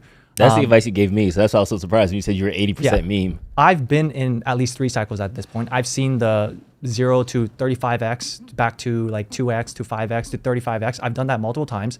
And I'm willing to ultimately take that bet and be like, the trends continue. People get greedy. I'm literally playing the whole like people are gonna be greedier than me, and I just so happen to know the game better, so I'm willing to take on that risk. But my goal is ultimately sell everything to buy more Bitcoin. Like that is the end goal. I just believe though we are entering a phase, and people can look into Murad. The funny thing is that's one of the tweets we were looking at with the charts of the men. He's the one who posted that, but he's also betting on culture changes once we get into this late stage like financial capitalism state. Like people get desperate, and that's why you see sports gambling at the highest levels ever, gambling in general, lottery, like people are trying to find a way out. We are at that stage. And so I just see that trend and I'm like, this is just another trend I'm betting on. Now, again, for the average person who doesn't know what the fuck, and I told him this, but I'm like, the chart is just emotions painted on a screen and most people are emotional. So it's like, you literally are going to be losing because you are going to be emotional, right? So that's my take ultimately. Marusha would like you to explain what is late stage capitalism. Some people say it's what we're at now, which is like, we've gotten to the point where we're heading into crony capitalism, where people with enough money can now start to influence what the government does, change regulations to continue to benefit them. We are no longer in capitalism, but we are now benefiting the capital class while basically taking out the ladder from under us. So again, this is where people get desperate. You either burn down the cities or you gamble until you go to nothing. So we're seeing it everywhere. I mean, this is the same thing with the fourth turning. This is the same thing with Ray Dalio's big debt cycle. For me, it's all the same trend. It's just all happening. And this is why I also I don't know if people mean this historically, but the thing that I would pay attention to in this moment of late stage capitalism, because this really reflects what we saw in the Gilded Age for different reasons, but it has the same effect. The middle class gets hollowed out. People are either pushed up or down. It's where you have massive inequality. You have regulatory capture. Regulations become like barnacles that distort the market. You have government interventions, bailouts like we have now. So it's like you're getting pretty close to make-believe capitalism is what people are really talking about. They don't believe the system is being so manipulated that people can't win anymore. And whether that's what people mean by late-stage capitalism or not, that is an accurate depiction of what's happening now. And so to David's point, it drives people into this gambling mentality. And so, my beef with that is it just gets into pure gambling. And so if people could be more patient and they could understand that there's a tried and true way to get wealthy in this environment, but you've got to be playing a 20-year game, you can do it. And you're also not going to get the 10,000x or whatever that people want. And that's what people want right now. So you can do it, but boy, you're gonna take huge risks. And the reason that some people make those gigantic outsized, because everyone else loses. Exactly. And so if you look at in the altcoin space, 5% of the wallets make 95% of the gains. So it's like that same thing that you're trying to escape from in the fact that 10% of America owns 95% of all the assets. It's like, it's still there because this unfortunately it is a competition. You are betting in a skills-based game on your ability to read culture. That is what meme coins are. They literally, was it Murad that had the dope ass breakdown? So he breaks down what the quote unquote value of meme coins are, but it was like community, connection, fun, a chance to test yourself to see if you can figure it out. But if you're wondering no, but what's the underlying? Get rich. There isn't anything. Yeah. So don't look for that. This is people going, okay, I'm watching cultural energy move through the medium of crypto assets. It could be video game titles. It could just be poly market bets. What color will the dildo be that falls on the WNBA? You can actually bet on betting value was higher than who would win the game. Dude. Dildo betting. Yeah. Crazy. We're at that stage. That's everything you need to know right there. Yes. So as long as people understand the game they're playing, I don't mind that they play it at all, but it's like, I just want people to be clear-eyed that right now, I think the thing that people are missing is they don't understand how the system is rigged. They know that it's rigged. And if I could just convince them, spend 3,000 hours learning about the economy, and you will never be broke again. Now, that's a huge investment, I understand, but I have no sympathy, no empathy for anybody that's not willing to do that work. This is the fucking lifeblood of your ability to move through the world. So you gotta do it. But yeah, and I get people are gonna scream that they don't have time. Listen, I work around the clock and I've still found the time. I would say this goes back to the Michael Saylor, like you're gonna work for 100,000 hours, spend 100 hours just learning how to keep that work. And for him, that'll be Bitcoin, right? Because anyone who dives into the Bitcoin rabbit hole will go down everything else. But you're not gonna understand the economy in 100 hours. So maybe if you're Michael Saylor and his brain, he does seem very smart. I think the average person to really wrap your head around the economy, it's maybe not 3,000, but it's like 750 to 1,500. It's a lot. Like you're going to spend a lot of time because every time you learn something, you realize, oh my God, there's another thing that I still don't understand. I guess this is why for a lot of people, it's the ARK, it's the whatever, because it's a simple thing of like, buy Bitcoin. That's it. Like you don't have to learn all the ups and downs or whatever. It's like, it is the buy your house, buy S&P, buy all these type of things. Yeah. So I think that's why people. But you have to get there with a level of conviction where when there's emotional volatility, yes, correct. American Indian said, by the time you and I hear about meme coins, it's already started to get to you. I'm the exact same way. I had somebody who told me the alpha about Labubu on meme coins. It's popping in real life. It's gonna trail. That's trash, $0. Hello Kitty meme coin, $0. They all go to zero. So the game. Tom, I was excited. I really thought. I'm like 0 for 8 now. So the fact that you are 80-20 is crazy right now. And I'm spending like dollars. I'm not even hitting hundreds of dollars because I don't even trust myself anymore. Wow. Yeah. So I'm losing pennies, but still, like I appreciate those pennies and they work hard just as much as the dollars do. What is your meme coin strategy? Are you in the discords? Are you out here are you spinning some up yourself? Like there's no way you're 80%. There's not enough stock information to be 80%. The very simplest way to see it is, again, liquidity moves through cycles. Like we're going through, if you chart M2 money supply across Bitcoin's liquidity, like Bitcoin follows that. But then obviously people get greedy. After Bitcoin gets up, they're like, wait, so like what's Bitcoin going to get to this cycle? Is it going to be 150, 250, like maybe 500? Okay, that's just a 5x. But what I want is a 50x. Where do I get the 50x? Okay, you got to go down the risk profile, or you got to go up the risk profile. But they go to the altcoins, they go to ETH, and then they're like, all right, what's on ETH? Okay, there's all these base coins. Coinbase is a pretty big US exchange. All the US exchange people are going to get access to Coinbase meme coins. And that's like, the liquidity is just going to move down. But the more down you go, the higher the risk is. Absolutely. Like Bitcoin moves in a 4-year cycle, meme coins are going to run on a 24-hour cycle or whatever, right? Because that's just the energy. Now, that's why I'm betting ultimately more on trends that are larger.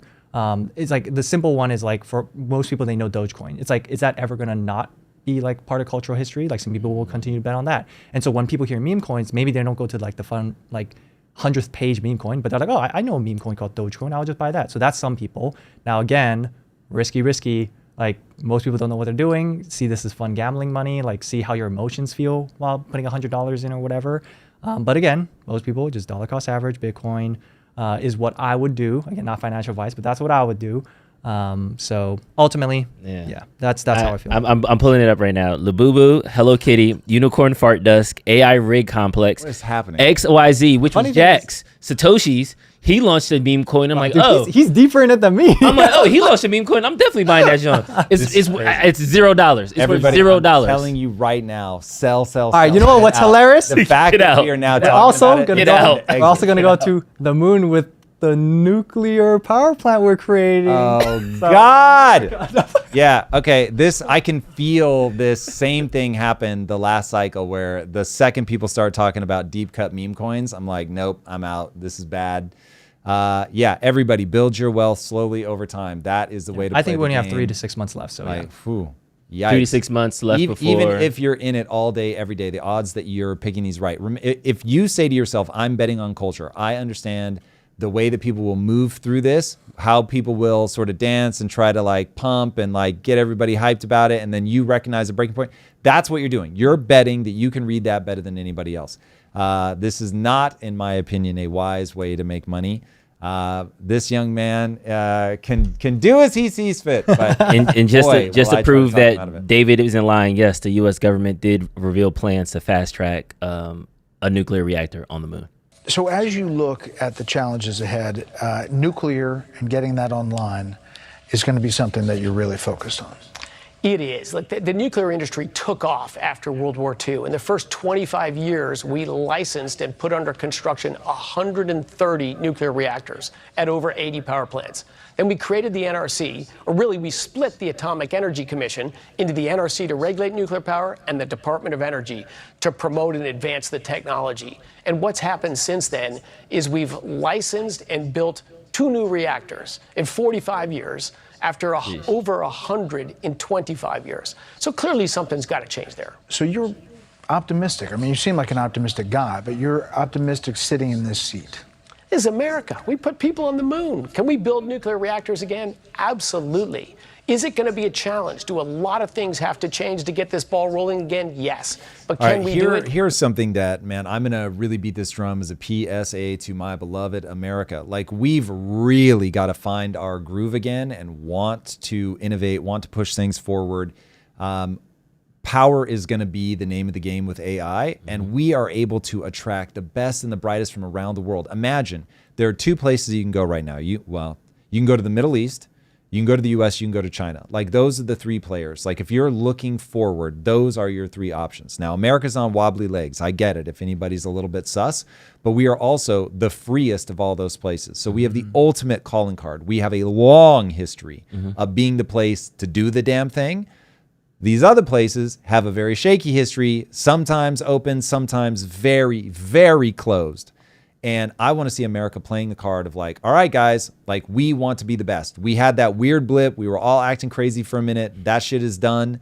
Like, we want to see you guys thrive. We want to see people be able to literally maximize the level of their talent and intelligence. And if you win, you're going to win big. You're going to have an amazing opportunity. But we've got to set our sights literally on the stars. Like, what is it that we're going to make? We want to make the biggest. We want to make the best. Like, when to have JFK, give that speech, we want to go to the moon in this decade, not because it is easy, but because it is hard, and that speech worked. That speech wouldn't work today. People don't get hyped about doing the difficult things. And if we can return that spirit of like, okay, we want the best and the brightest. We want to unleash them. We want to give people a chance to be mobile based on how good they can get at a thing, and then recognize we are competing on the world stage. I actually think what's going on with us in China is going to be very advantageous to forcing us to focus. It's certainly been a forcing function for some of the Silicon Valley guys that were otherwise going to go down the road of just making the next app, are now building out military defenses. I know people have some conflicts about that, but hopefully the tide is turning and people understand how important that is, and they understand like how magnificent that technology becomes. And there's a reason that so many of our governmental agencies made the breakthroughs in science, engineering, materials, and then that became available to normal commerce. But the effort to strengthen America was the very thing that gave us the impetus to spend the dollars on those things. And so seeing private companies rise to that challenge is very exciting. So you're not asking taxpayers to foot the bill until a thing is done and finished and it shows that it works. That's pretty incredible. But I want people to get excited about doing these extraordinary energy projects, to understand like how far we can push this, to understand that we can create these just absolutely incredible things, but we have to have the will to fight. And so when I contrast that with like the DSA, and I see people up there with masks, and I see people up there talking about not just redistribution, but abolishing the family and asking for totalitarianism, it's like you're going in the wrong direction. And that is people that do not prize achievement. They don't prize really doing extremely difficult things. They prize like tribal communication, tribal warfare, to be quite frank, that it's like us versus other people inside that see things differently than we do. And so you end up like cannibalizing yourselves, and we're not able to get that momentum. And so listen, China's watching, and they are a worthy adversary. They are not somebody to fear as a people. Look at them as like, okay, this is how nations move. They jockey for position. And when you have a worthy adversary, let that inspire you to rise up, to push, to want to do something great. And so you're going to hear me beating that drum a lot. Ooh, that was a mic drop. Ipso facto. All right. With that, it's actually a wrap, everybody. Thank you guys for joining us. Thank you to David for making a guest appearance. Hopefully there will be more of that. David does not yet live here, so unfortunately it won't be super frequent, but we will try to get him here more and more. All right, everybody. I hope you have an absolutely wonderful time. If you have not yet already, make sure you subscribe. Tell somebody about the feed, everybody. We appreciate you guys being here. And until next time, be legendary. All right, everybody. Have a great weekend. Peace.